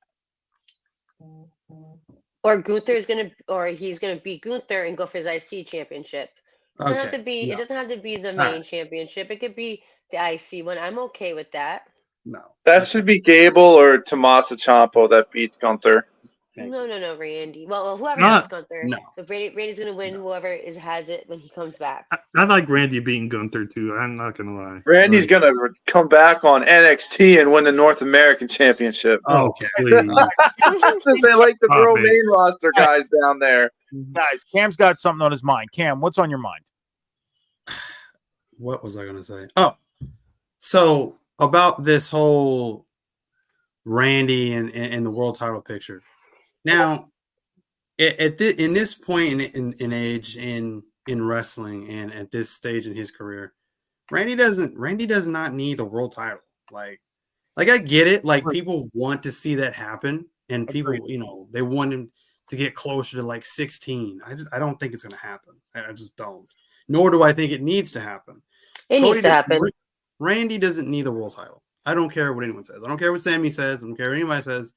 He doesn't need the world title. If you want to put him in the world title picture to throw another body at Seth or Roman to give them another, believable challenger, former world champion, credible, another credible person to be in that picture, sure. But he doesn't need to win the world title. He just doesn't. I highly agree with you. You gave me a good idea to add on to my idea about the Money in the Bank. What if he wins tag team gold with Cody Rhodes, reforms the legacy, and then while they're still tag team champions, he cashes in the Money in the Bank and wins the world title from him while they're still tag team champions. What is this WWE 2009? Like what I wish it was. Hey, Why don't he say he convinces Solo Sikoa to turn on the bloodline and joins the new legacy? We're gonna go the legacy route. All right, guys. So let's change a little bit of gears here. We had the main event. Seth Rollins defending the World Heavyweight Championship against Shinsuke Nakamura in a last man standing match. Now, like I said at the top of the show, I felt like this match went maybe 10 minutes too long. And if I can get to my page here, I said, what, 35 minutes and 24 seconds I predicted? 28 minutes, 25 seconds. So I was 6 minutes and 1 second off. But even if it was 35 minutes, would have been 20 minutes too long. So can I go first on this one? I want to preface by saying this. Seth is a fucking entertaining wrestler. Shinsuke is an entertaining wrestler sometimes. But them two together, I'm sorry. Their chemistry is fucking boring. I agree with you 100%. I was waiting for this match to be over because I was legit falling asleep during the match. And it was a hardcore match or last man standing. It's supposed to be like on your edge of your seat. Oh, shit. No, I was falling the fuck asleep. And I never fall asleep during Seth Rollins matches. Like, these two together, 2 matches together, both made me fall asleep each time almost. Just stop putting them together. Stop putting Shin and Seth together now. Can we move on? They should have put the title on Shinsuke. They should have let Seth go and give his back a rest until at least like Royal Rumble or something. Because poor Seth needs a fucking rest. But them two together is just a snooze fest. I'm sorry. If I may add. So it's not to what Sean said. It's not their chemistry. Their chemistry is great. Look at the storyline they've built. The storyline they've built is freaking amazing because it's the story is amazing. Yes, it's painted Shinsuke as this like anime-like villain. It's great, right? It's made the babyface Seth Rollins look even more babyface because he's going in there, he's hurt, he's the marathon man, he's trying to defend the people, defend his championship, right? So it's great. It's not their chemistry. What it is, it's the WWE style that is boring. They're not allowing them to just go all out. If they let them go all out like this was like the early 2000s or the 90s and they had blood and stuff like that, they put on a banger. Best believe. That's what it is. It's not their chemistry. It's just the boring WWE style that's holding them back. That's what it is. I agree. If this match would have been in AEW, it would have been all out, fast paced, and a banger. Like even some of the spots that they did, like when Shinsuke knocks Seth from the fans to what he looked like he landed on like a mattress and then rolled to the ground. And they're like, oh, he knocked him from the fans to the ground. I'm like, did you not see him land on that mattress looking thing? It's like just like some of the spots they did. And like I was looking forward to this match somewhat because I enjoyed the other two. But this one, it just lost me. Like I agree that maybe Shinsuke should have won. Let Seth move on. Give the man a damn title run for once. Jeez, they aggravate me with Shinsuke Nakamura. So I thought for a second Shinsuke was going to win the title last night. When they were around the announce table spot. Okay. They've been playing off the whole thing now, whether Seth's back injury is real or not. The thing is the way he landed, I felt it. All 3 herniated discs in my back that I have, felt it. I literally couldn't stand up for like 10 minutes. I was like, oh my God, like my back was hurting. Yeah. That's why I'm having trouble sitting in this chair today. I had to get a pillow. That's what I was doing. I was trying to get a fucking pillow off my bed so I could sit and be a little more comfortable. But I was like, if you're going to play this, whether it's real or not, put the belt on Shinsuke. Have Seth go and do, like, get himself healed up, or if it's them doing this to where he's going to lose the belt and then go off and do something for a little bit, do it now. Don't wait until Survivor Series. Don't wait until Rumble. Don't wait till Chamber. Hell, don't even make us wait till Mania. Have Shinsuke win the belt now. Have him build himself up as a major heel champion. Because then you can take a baby face that you can build up. Because they have a couple baby faces that they could build up and go after that championship. I understand Damian Priest right now is Money in the Bank briefcase holder. But if you go along the lines and see what's happening in the Judgment Day right now, they can very easily turn Damian Priest baby. Because wouldn't you see him as the baby face of that group right now? Yes. Yeah, definitely. He's the only one having a problem with JD interfering in their matches. Really. And to your point of Shinsuke winning the title, there's don't quote me on this. There's rumors. We don't, a grain of salt, right? Mm-hmm. That WWE could be in a partnership soon with Pro Wrestling Noah. Okay. Keiji Muto's company, right? Have him, Shinsuke, win the world title, take it to Japan, wrestle that Japanese strong style that he's used to, and make that title look fucking amazing. And then vice versa, have wrestlers, their big stars, come over from Japan and showcase Japanese wrestling on Monday Night Raw. And that title will feel like $1 million. And then when Seth comes back, he can win it back to a huge pop. He beat this big, huge anime villain, as Cam put it, and it'll feel like an ending to a Dragon Ball Z saga, So they need to do something with Shinsuke, because you're putting Seth over where he's one good shot to his back away from his career ending, and Shinsuke is apparently landing every shot except that one. And I think it's just making him look weaker and weaker the more he doesn't walk away with the belt. And Sean, to your point, if that merger were to happen, then they can really live by the standard of what they said this belt was going to be. Defend it anywhere, everywhere, not just here. But yet the championship's only been defended there. Now, I get it. It's promotional stuff, and they mean it by NXT or SmackDown or Raw.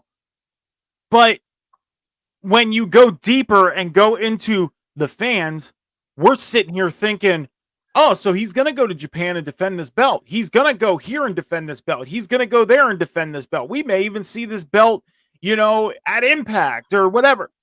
Never going to happen. I know it will never happen. The merger that Sean was talking about, it would be a little more believable with them saying this belt is going to be defended in other places. I know it's never going to happen in Impact or AEW or anything. It's just the point. So, but as far as building a babyface, I see Damian Priest being the babyface of Judgment Day, and he would be the perfect one to go after. I think he'd be the perfect one to go after Shinsuke Nakamura. I think he would. I still think they're building up Gunther for the world title. As they should be. Yeah, he's one of their top wrestlers. They should be building him up. He's the Intercontinental Champion. I disagree with that.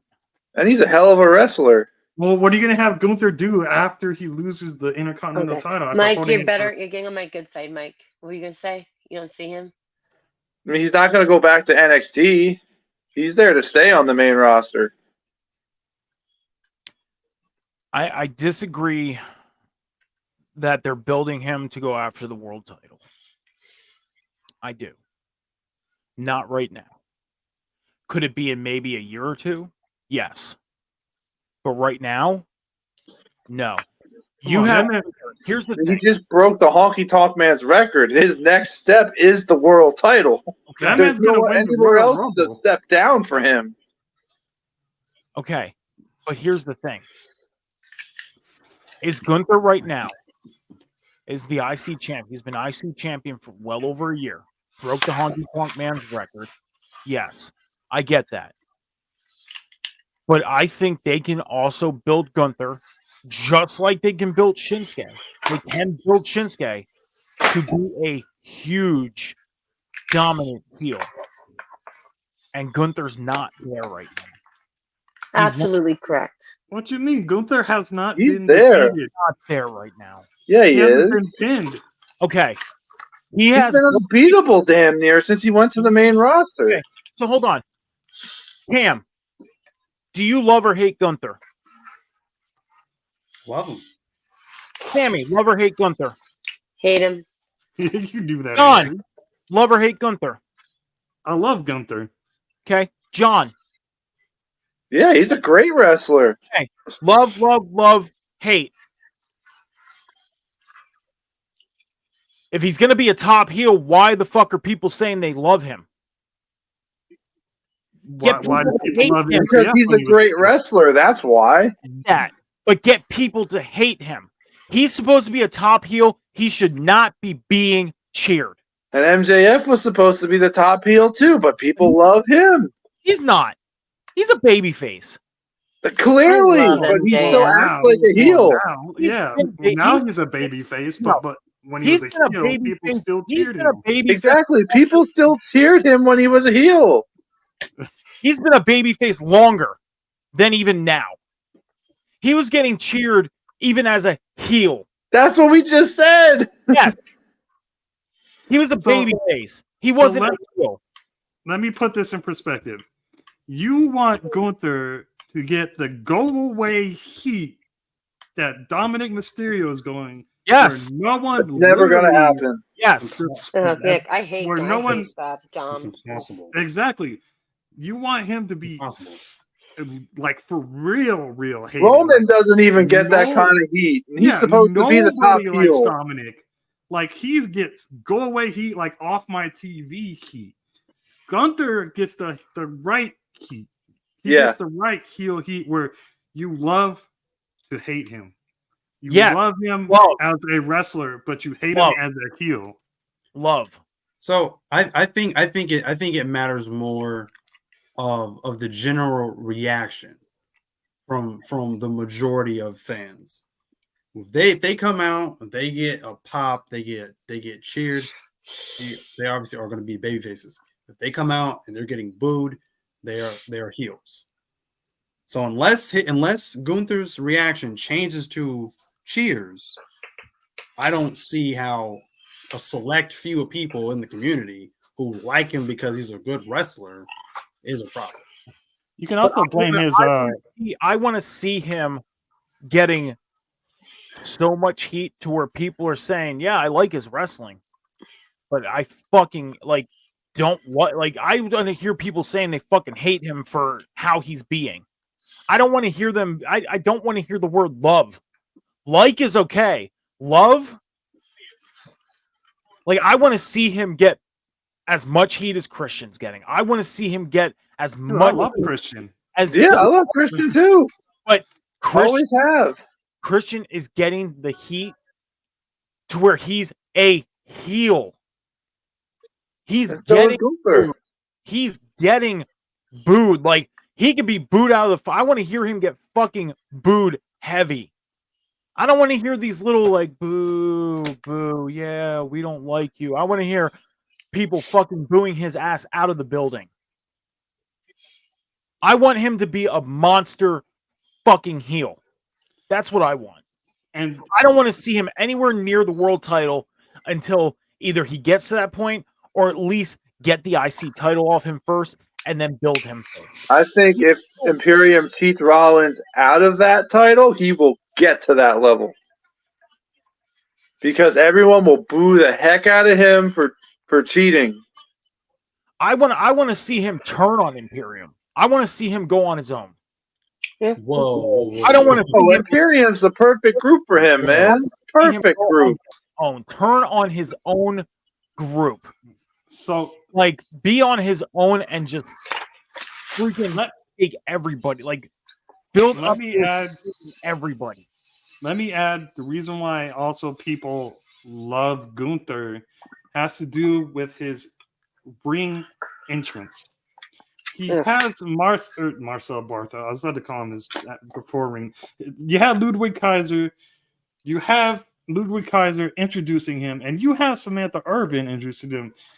Once you hear the ring general, you know shit's about to get crazy. You know business is about to pick up. He is a monster heel, but he just has that ring aura about him. Like, I am the ring general. He's got that regal arrogance about him that William Regal used to have. This arrogance that he believes he's truly better than everybody else. Yeah, but I hated Will too, William. I got two questions. Number one, Cam, backtrack a little bit. You said the word impossible. Why? Impossible to get him the heat? Yeah. Well, because I believe the way, I mean, if you're comparing him to someone like Dominic, who currently has this, nuclear heat right now, right? All of that stems from the whole, the Eddie thing, and then him being Eddie's son, and then him disrespecting Ray and disrespecting his mom. There's a deep connection with the audience that they heavily disagree with that. So it's different. It's a deep, from the pit of your stomach, hatred for Dominic because of that kind of thing. For Gunther, it's like you said, it's I don't like this guy. So it's a boo, right? But it's still a reaction though. It's still a negative reaction, right? But like I said, again, people like us like him, even love him, because again, he puts on banger matches that we can look back on and be like, yo, that was a great match. He puts on, as IC champ right now, he's putting on, I can't believe I'm even going to say this, but he's literally putting on better matches than the freaking main event. On some of these cards, he has a mid-carder with the mid-card title. He's literally putting on main event caliber matches that are better than the main event. So it's just like, how do you hate that? Like, you know what I'm saying? How do you boo this man? So that's what I'm saying. I think it's impossible to take Gunther right now and turn him into go away heat or this nuclear heat that someone like Dominic has. How do you do that? Let me piggyback off of what Cam's saying too. He made the IC title prestigious again. I agree. He made that feel definitely fucking important, and not taken away from Seth. Seth is making the world heavyweight title feel important as well. But imagine it around someone like Gunther's waist, who's making the IC title prestigious again, where it used to be a fucking joke in the company, to where now you have the longest reigning Intercontinental Champion of all time, and the title, holding that title actually means something again. So where you're going to be a world title holder again. He'll elevate it past Roman's title if he takes it from Steph, guaranteed. So to add on to that, to what both John and Sean were saying, that's what I'm saying. Like, and to your point, Mike, when you had said like, I want him to turn on Imperium. So no, because if you put the world title on Gunther, right, and this is how I think you get him to having the heat, or even getting close to having the heat that you're talking about. You put the world title on him, have another long reign with him as champion, right? But then you have Imperium to back him up in these matches. Now I get it. People are gonna go, oh, he can never win on his own. Da da da da da. But that's how you start that. That's how I you want start. another Roman reign though. We already have one of those. But that's how you get there. That's the only way you get there. He's How more else you get interested than Roman Reigns, though. Roman isn't there half the time. Roman's interesting. He doesn't have to be there. He wins his He's the matches. champion. Yeah, he needs his vacation. When's the last Besides time he leaving, defended the The championships? champ's Sammy, I supposed love to you, defend but the when's belt every 30 days. was like 2 months ago. So the last time Roman defended his championship was against Jey Uso at SummerSlam. Yeah, Before that was like that, 2 months ago, not even. And then the last match he had was a tag team match, so he can't do both. before that was WrestleMania against MJF does He both. was in a couple tag matches. Well, he used to do both, but well, you're excluding the dark matches that he has as well. When he's defended the championship, he's defended it against Rey Mysterio a handful of times, so he has defended the championship. Like I said, I don't mind him being on television because, like I said, there's this weird narrative of if you're the champion, you have to defend it at ever so many days or every pay-per-view. Not really. I mean, you're the world champion. You can at least show up. They say that in the rule book. They say the champion, it's in their quote unquote rule book that the champion has to defend the belt every 30 days. And that's the They point. created that narrative. So that's the WWE point created that that narrative. Then that's their problem. That's the point that Cam just made, though, is he defends it at house shows, Yeah. non-televised, within those 30 days. He's done it against Rey Mysterio a few times. He's done it against other people a few times. So, and to miss him off TV, to build off what Cam said, there's a narrative and there's a saying is make you miss something. And believe it or not, people do miss Roman. I love this reign. 1,135 fucking days as champion. That's insane. Like that doesn't happen in the modern era anymore. And this is the one thing is back maybe even 10 years ago when the WWE championship was flopped around between Randy Orton, John Cena, Triple H, it was getting flopped around every 3 to 6 months. And people were complaining, man, I wish there would be longevity in championships. Now fast forward to now, and we have somebody that has a reign even 6 months. I'm sick of them being champion. But back then you were saying, I wish there was longevity. And then when you get storylines like we're getting with the bloodline, oh, I wish we had story building. Like, I'm sick of this just like one-off stuff. And now we're getting story building, and you want the story to be done like that. Pick That's one. because times have changed. Now it's the days of TikTok, swipe, Instagram, swipe. People don't have that attention span anymore. Instant gratification. Let me put it in my perspective. Gunther has a year-long reign, right? He beat the Honky Tonk Man. Yeah. I love Gunther's reign because he's on television. Roman's reign now is boring to me. It's lackluster is because he's not on television. Show up for a promo at least. Show up for like 5 seconds on a promo or something. Or okay, he'll be there on Friday. Out of what? The 3 months he's been gone? Yeah, but Sean, but check this He's out. on vacation. Though, right? But check this out though. He was just on a pay-per-view. He was just at their pay-per-view after SummerSlam. But see, check this out, Sean, right? Notice, pay attention, because notice how when they're building him being back after however long he's been off, right? They're building this as like the biggest SmackDown in the last 2 months or whatever since he's been gone. So when he does show up, it's important. When he does show up, he's making the title look that much more important. He's looking like the champion in the company, even over Seth. See what I'm saying? So all I'm asking is like a video or something like from like him, like being so heel, like he's like on vacation with the belt and just doing a video or something. Well, he like deserves that. a vacation. I no, think. you see, if he did that, he would be The Rock. Oh, via satellite. So when they that's were doing so true. that made The Rock. When they were doing that with the feud with John Cena, that made The Rock look weak. Like he was scared of John Cena. So the last time Roman Reigns was on TV was legitimately 30 days ago. September 8th was his last appearance. Or no, not September 8th. It was the week before that, the Friday after SummerSlam, was his last television appearance. So a little over a month was his last televised appearance. But to what Cam was saying about the whole thing between John Cena and The Rock made The Rock look a little weak. Okay. I agree with that. At the same time, I disagree with it because at that time, we were getting into the whole social media thing where Twitter was around. We were just getting Facebook, fucking MySpace was dying off.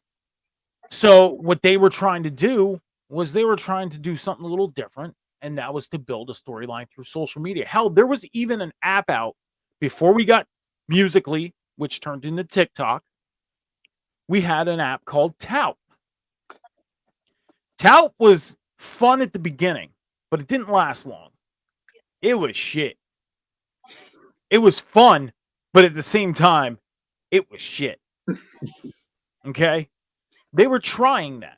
Nowadays, and I said this back when Jade Cargill was the TBS champion, when she lost that belt, I said they could have kept the belt on her, and they could have even had her cutting promos on social media to keep a storyline going. Little did we know she was going to WWE. Right. But to add on to your point, what my point was too is when you see Paul Heyman on the phone with Roman Reigns, there could be a promo or something where you could see Roman on the other side of the phone from wherever the fuck he is and be like, yo, Paul, I'm on vacation. It's not my fucking problem. You deal with Jimmy and Solo or some shit until I come back. Like something like that. Like, you know what I mean? It's that does kind of make him look weak when all you see is Heyman be like on his phone and like yada yada yada. That does make him look weak. That's a WWE thing. They love doing that for some reason.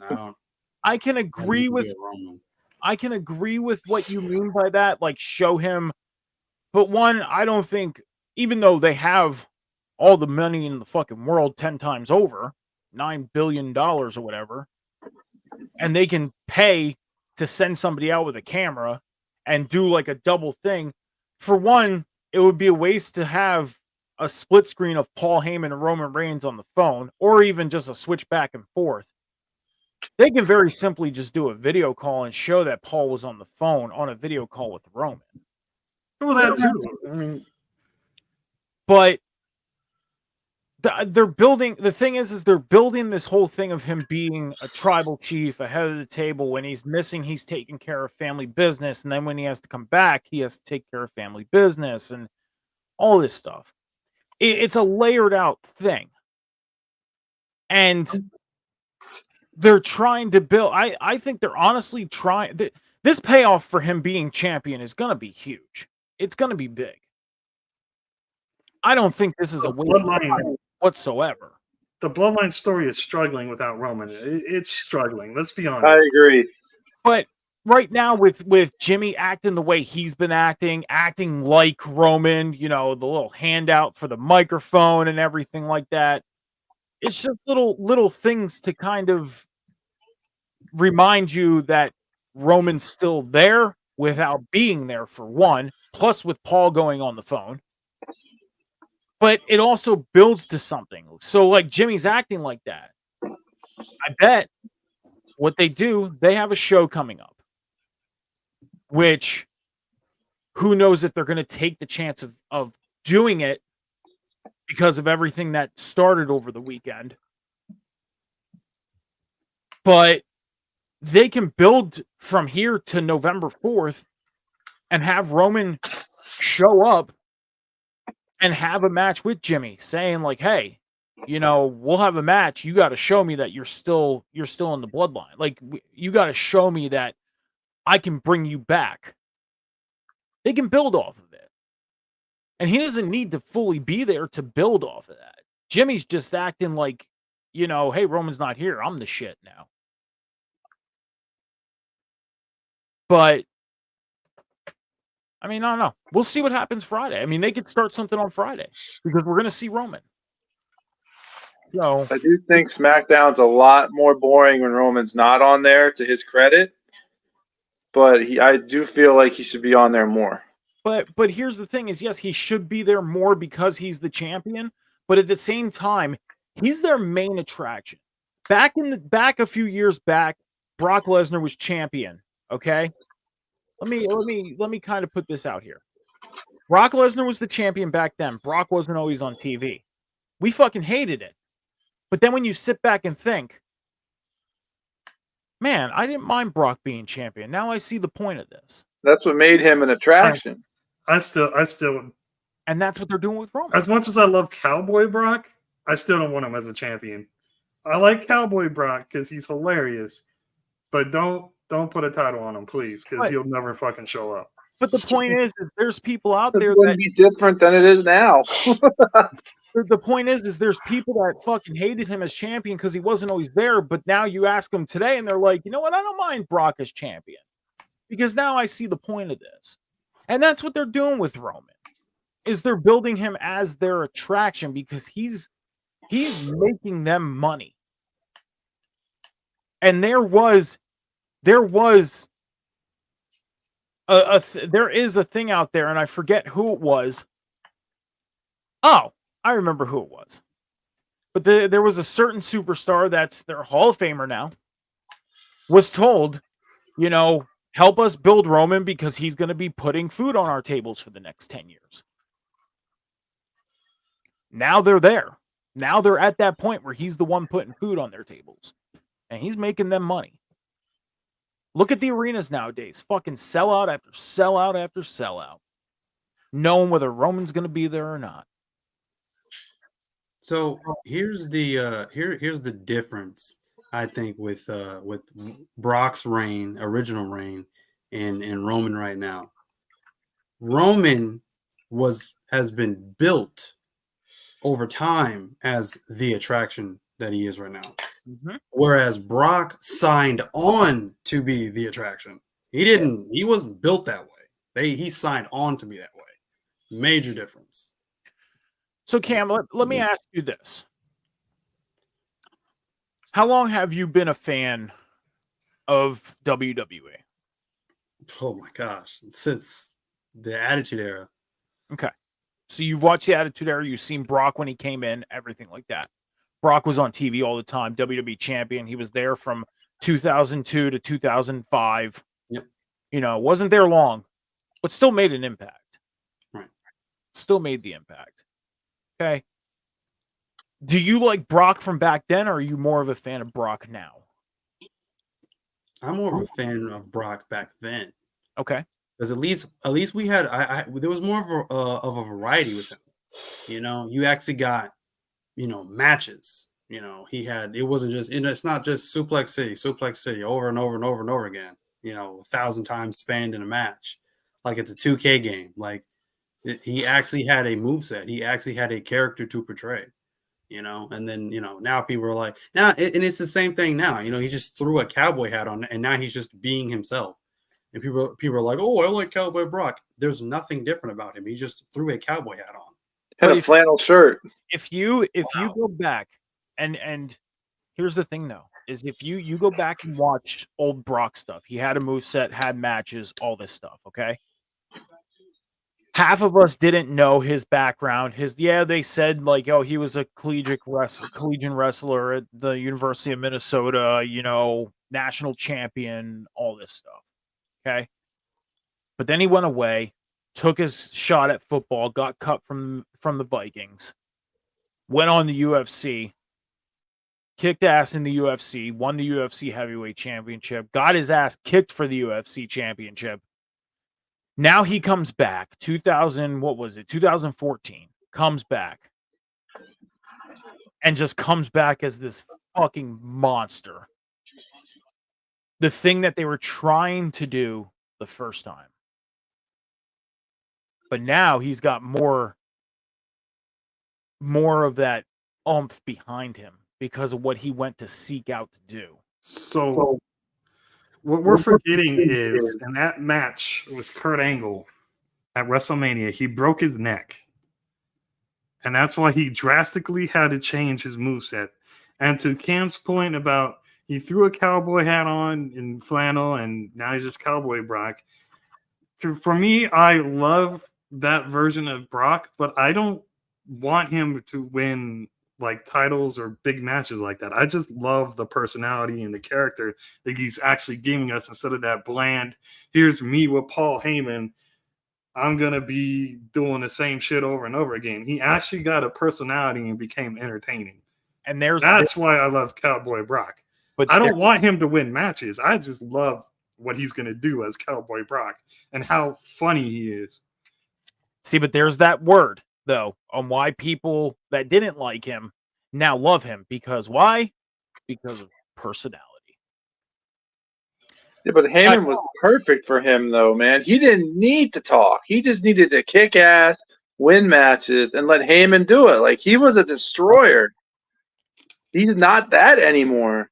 Oh, I love Heyman, but, you know, when Brock got a personality, that's when I became a fan of Brock. Well, not Like, really Punk fan, was good with Heyman, but he didn't need Heyman. Brock needed Heyman, and that was why the relationship was so perfect. Well, guys, we have 10 minutes left in the show. We're going to move forward.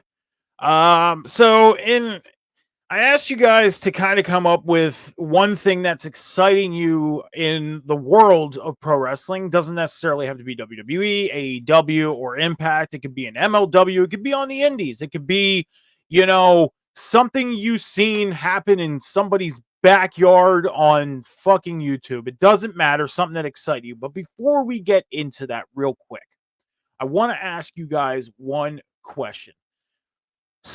As of yesterday, something huge has happened in the world. Now, we're not going to get big into politics or anything like that, but something very sad has happened in the world. I don't know if you guys have been paying attention to the news or anything, but there's been some stuff going on over in Israel.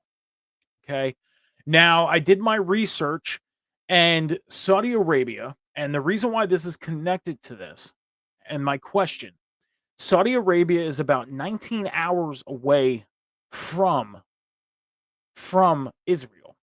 Okay. WWE is set to have a pay-per-view on November 4th called Crown Jewel in Saudi. Do you guys feel like it would be the smart move right now for WWE to go over to Saudi Arabia since this stuff is starting? Nope. I heard they're just moments away from nuclear warfare. And don't quote me on this. This is what I just heard through the news, because I don't really pay attention to mainstream news or anything like that. But if they're gonna start nuking, I don't think it's smart for WWE to go. Like, it's sad what's happening over there, and I pray for everybody, and I pray for the especially the Americans that are stuck there. But WWE, y'all need to make an audible and maybe do something for the Saudi fans that you can just air it at the same time as their night, where it will still be like 10 a.m. for us. Yep. So just protect your fucking superstars. Don't go over there. I know you used to do a lot of Iraq shows for Tribute to the Troops during war zones and shit, and how the superstars talked about they almost got hit with fucking rockets. Yep. No, it's not safe. Don't put the superstars in danger. This is a little bit of a different situation because the rumors are, and again, I'm sorry, not trying to get too much into the politics, but and I know this isn't what we're really about, but this does concern the world of pro wrestling, so this is why I'm kind of bringing this up a little bit, and I apologize for bringing it up. But again, this is a subject that touches upon what we produce here. There is some hostage situation stuff going on. So I agree with you on that. Protect the superstars, because you don't want to run into a situation like that where they're only 20. Yeah, it's 20 hours. But if you hop into a plane or a helicopter, that's an easy 2 hours. 3. A rocket is like 5 minutes. Yeah. And with everything going on, I can agree with that, Do an event to where it's on their time so they can enjoy it, do something special. I know it's not necessarily where they're at, and that's the big specialty of it, but we got enough stadiums here, and it's still decently nice outside during the day here in certain areas, or even out west. Sean, it's what, 70, 80 degrees during the day where you're at? Yeah, it's still hot as fuck at night in my room. Like, you got Allegiant Stadium, you got the 49ers Stadium, you got the Rams Stadium, SoFi. You can definitely build an event in one of those stadiums. Do it at 10 a.m. I know that's super early where you're at because then it's 7 a.m. there. But even on the East Coast here, and John can agree with me. I know, Sammy, you're down in Florida right now. It's warm down there almost all year round. Oh, In so some nice, spots. yes. Okay. And then Cam, it gets cold where you're at certain points. You're pretty much the same as we are here in Pennsylvania. November is perfect weather to be down here outside. It's not too hot. It's just like it's perfect. just No like Vegas. humidity. Like, Even in Florida, they can go to Raymond James Stadium at 10 Tampa, a.m. baby. 10 a.m. in Tampa and do an event. And don't even sell tickets for a massive amount of price. Sell tickets for $25, $30 a pop. Get that stadium filled and make it as big as it would be for a crown jewel. and if you want, make it for the Saudis that live in the States, make it for like the mosques and stuff, and then you can you can donate to whatever cause that would help overseas. And hell, during matches, we see the promotional stuff that happens. Like last night, the Pizza Hut match, put something up for donations or whatever during that match as a banner. Even leave it there all night or all day on the ring apron or on one of the side boards that they have, the digital boards and everything like that. Do something like that. So, but John, your thoughts on this real quick? I completely agree. They don't need to be there. They don't need to endanger their superstars. And if they're going to do something where all proceeds goes to Iraq, don't lower the ticket prices, because I think people would be willing to pay the regular amount of ticket prices, especially since it's a good cause. I mean, heck, they pay for them now, and it's just going straight into their pocket. But this is my point with the ticket prices.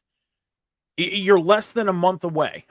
Okay, little less. I mean, 26, 27 days, somewhere around there. Okay, so within a month, you're gonna try and sell out a 70,000 seat stadium. They can do it. It is. I think they could do it. They can do it. I don't know. I mean, we'll have to see. We'll have to see what happens moving forward. I mean, hopefully they really give this some thought. I hope they don't have their heads so far up their ass where they think, oh, it's 20 hours. No, I hope they have their heads out of their asses and think, you know what, this is 20 hours, and by flight, this is 2 or 3. And with everything that's being threatened, it's minutes, if not seconds. Well, in the past, they've given the wrestlers the option to go. If they all opt out, they have no choice. I honestly have a feeling that a lot of them will opt out. I do. I have a feeling. And especially in respect, I think they would have that feeling.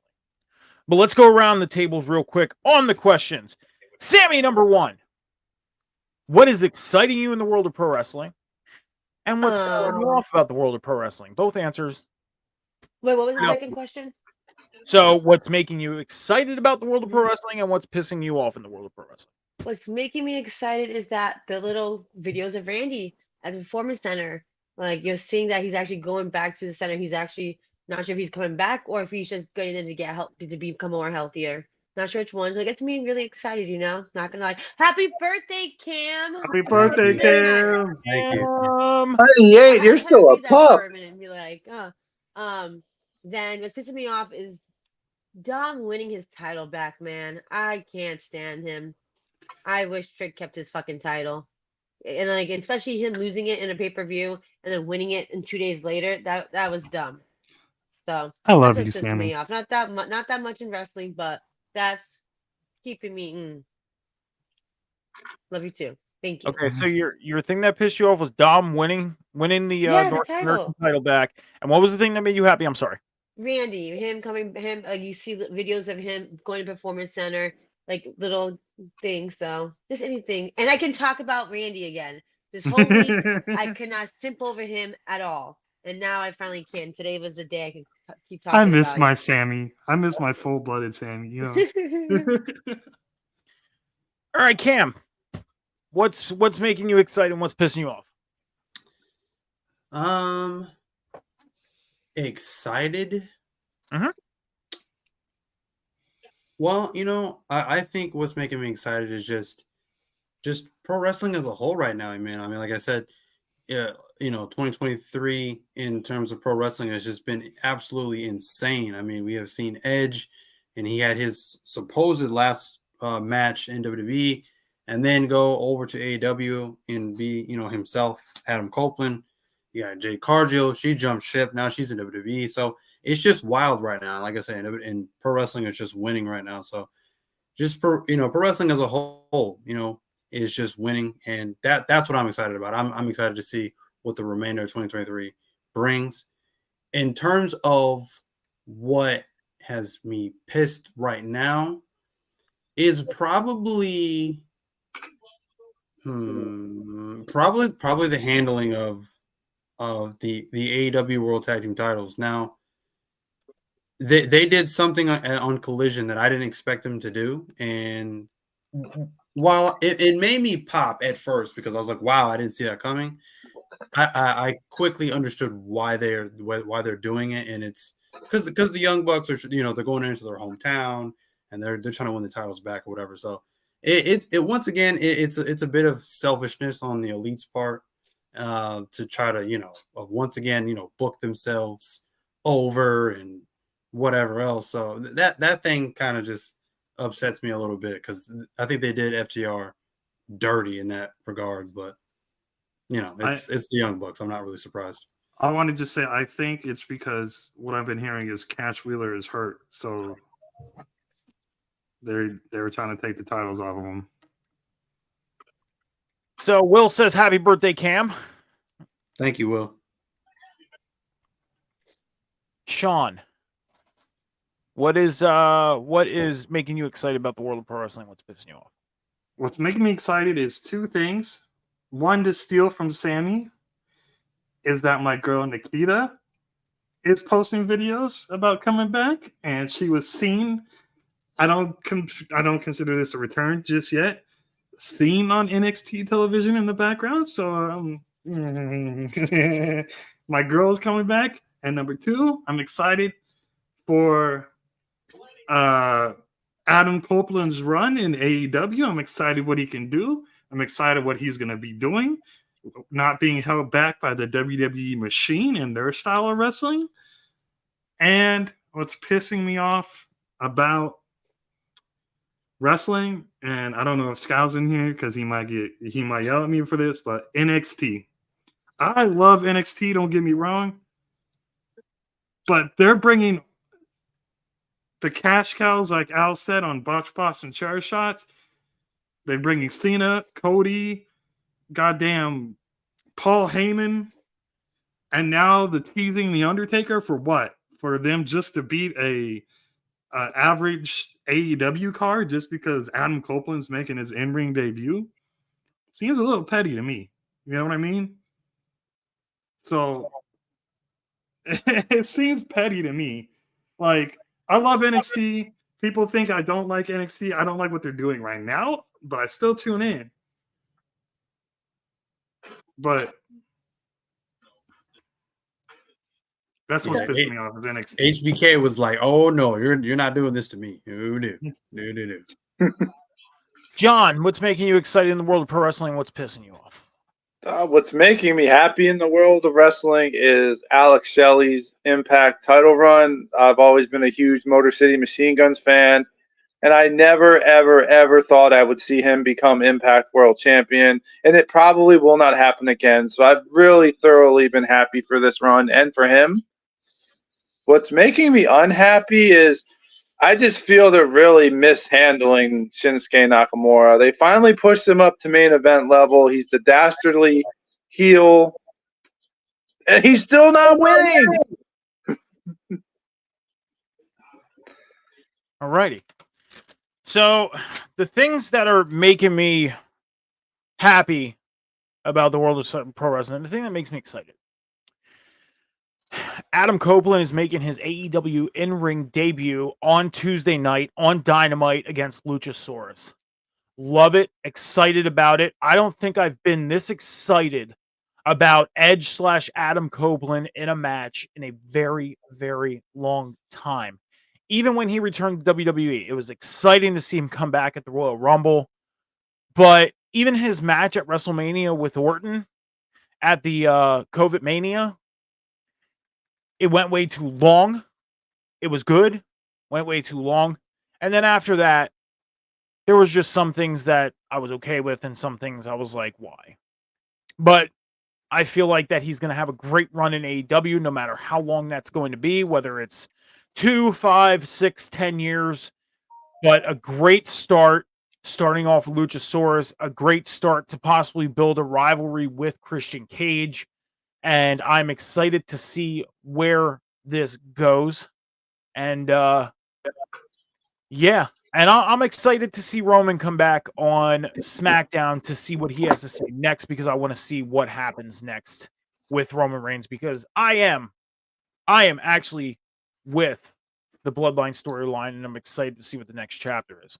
The thing that pisses me off about the world of pro wrestling is the rumors and rumors and rumors and all the little shit things that were being said. I shouldn't say shit things, but the little plugs of things being said last night during FastLane, and the rumors about CM Punk returning to WWE. I don't care. I'm a Punk fan. I've always been a CM Punk fan. But honestly, at this point, if he returns, I don't think I'm going to be as excited as a lot of people are going to be. I'm probably going to have the same reaction I did last night when we seen Carlito. And that was just that. But that is that. So, with that being said, Sammy, since you are our special guest for the evening, you can go ahead and plug yourself where people can find you on social media. You can find me on TikTok, SammyXO29, and SammyXO43. Instagram, SammyXO43. That's it. Oakley Dokley. I'm gonna go with John. John, we started a new thing last week. I have your socials filled in here. So where can people find you on the networks? What shows are you a part of? All right, you can find me on TikTok, and I have your socials. What shows can people find you at? Oh, what shows? My bad. You can find me, Sunday mornings on the Red Zone with Mr. Metalcore Mike and this show as well. Okie dokie. Cam, what shows can people find you at? You can find me here every Sunday night on the Table Spot. And of course, you can find me Wednesday nights on the Boom and on Off the Top Media every single Friday night with Friday Night Review. Busy man. Oakley dokley. Sean, what shows can people find you on? Well, as we close out, I'd like to remind people my TikTok now has my link in the bio. I realized it wasn't on there, so much obliged if you go on there and buy some merch. It'll help me out. This a nice cowboy, but you can find this cowboy Sunday nights on the Table Spot right here on River City Radio, and right here on River City Radio Wednesday afternoons at 3 p.m. West Coast time for the Indie Wrestling Gazette with the handsome bastard Will Gray. So I much oblige you to check that out, sirs and madams. Thank you. Thanks, Walker. All righty. We don't know, Shadow. We do not know what's happening. Wow. So you can find me every Wednesday night on Cam G's The Boom following AEW Dynamite with Cam G himself and Will Gray. You can also find me every Saturday night on Princess Movie Madness, 8 p.m. Eastern Standard Time. You can find me every Sunday morning on Rivet City Red Zone with Johnny H. Oh, that way. Yeah, all the way over there with Johnny H. And then later on Sunday nights, you can find me right here on the table spot at 10 p.m. Eastern Standard Time, 7 p.m. Pacific Standard Time. And just a little bit of broadcasting notes. You can make sure to check out Paying Dues on Monday night. You can also check out watching Nerdy News at 420 on Tuesdays. And then this week, a special Cam G's The Boom on Tuesday night following AEW Dynamite. It is not on Wednesday this week. It is on Tuesday night. So just make sure to check that out. But you can normally catch that on Wednesdays after AEW Dynamite. Sammy. Can I tell you something? Monday is sorry for the interruption now on Monday nights. Yes, Mondays is sorry for the interruptions as well. Yeah, you said Paying Dues. Catch this cowboy on there tomorrow night as well. I appreciate that. I have to. No, of course, because I know now that he said he's like on Mondays now. Shit. Because I'm gonna be a guest tomorrow on that show, I believe. So is this cowboy. I might be doing it from my pool too. And a broadcasting note was actually fixed for me because I was looking for it this morning, but I got it. NXT on Tap is also on Tuesdays as well. I think I got that right this morning, but then I thought I didn't get my answer. But now I got my answer. NXT on Tap is on Tuesdays. So the little runner on the bottom, I will have fixed and ready for next week. So make sure to check out all the broadcasting and also to check out Patreon, patreon.com/Rivet City Radio for all the great content on there. Make sure to head over to Rivet City Radio's Twitch and YouTube channel. Head over to Off Top Media's Twitch and YouTube channel. Hit the follow button, subscribe, turn on notifications. Check out not only Table Spot, Cam G's The Boom, Rivet City Red Zone. Sorry for the interruption. Princess Movie Madness. Check out all the great product going on both networks. Until then, guys, be kind to each other. Be patient. Love each other. And y'all have a great rest of your evening. Cam, happy birthday. Have a great day. We love you. Sammy, we appreciate you joining us tonight. Of course. Thank you for having me. I really do appreciate it. I enjoy you guys. Appreciate you. And thank you. Until then.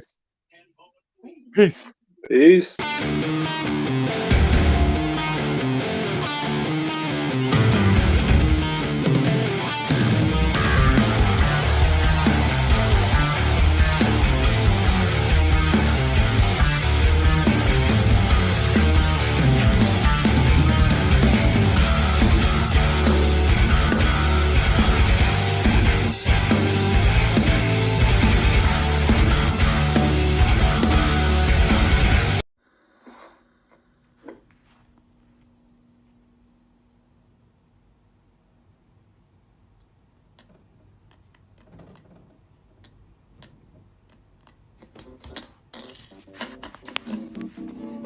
I don't want to set the world on fire. I just want to start a flame in your heart. In my heart I have but one desire. And that one is you. No other will do.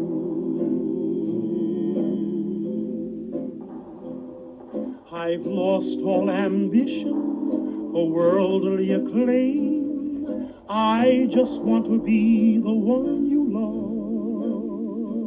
love. And with your admission that you feel the same, I'll have reached the goal I'm dreaming of. Believe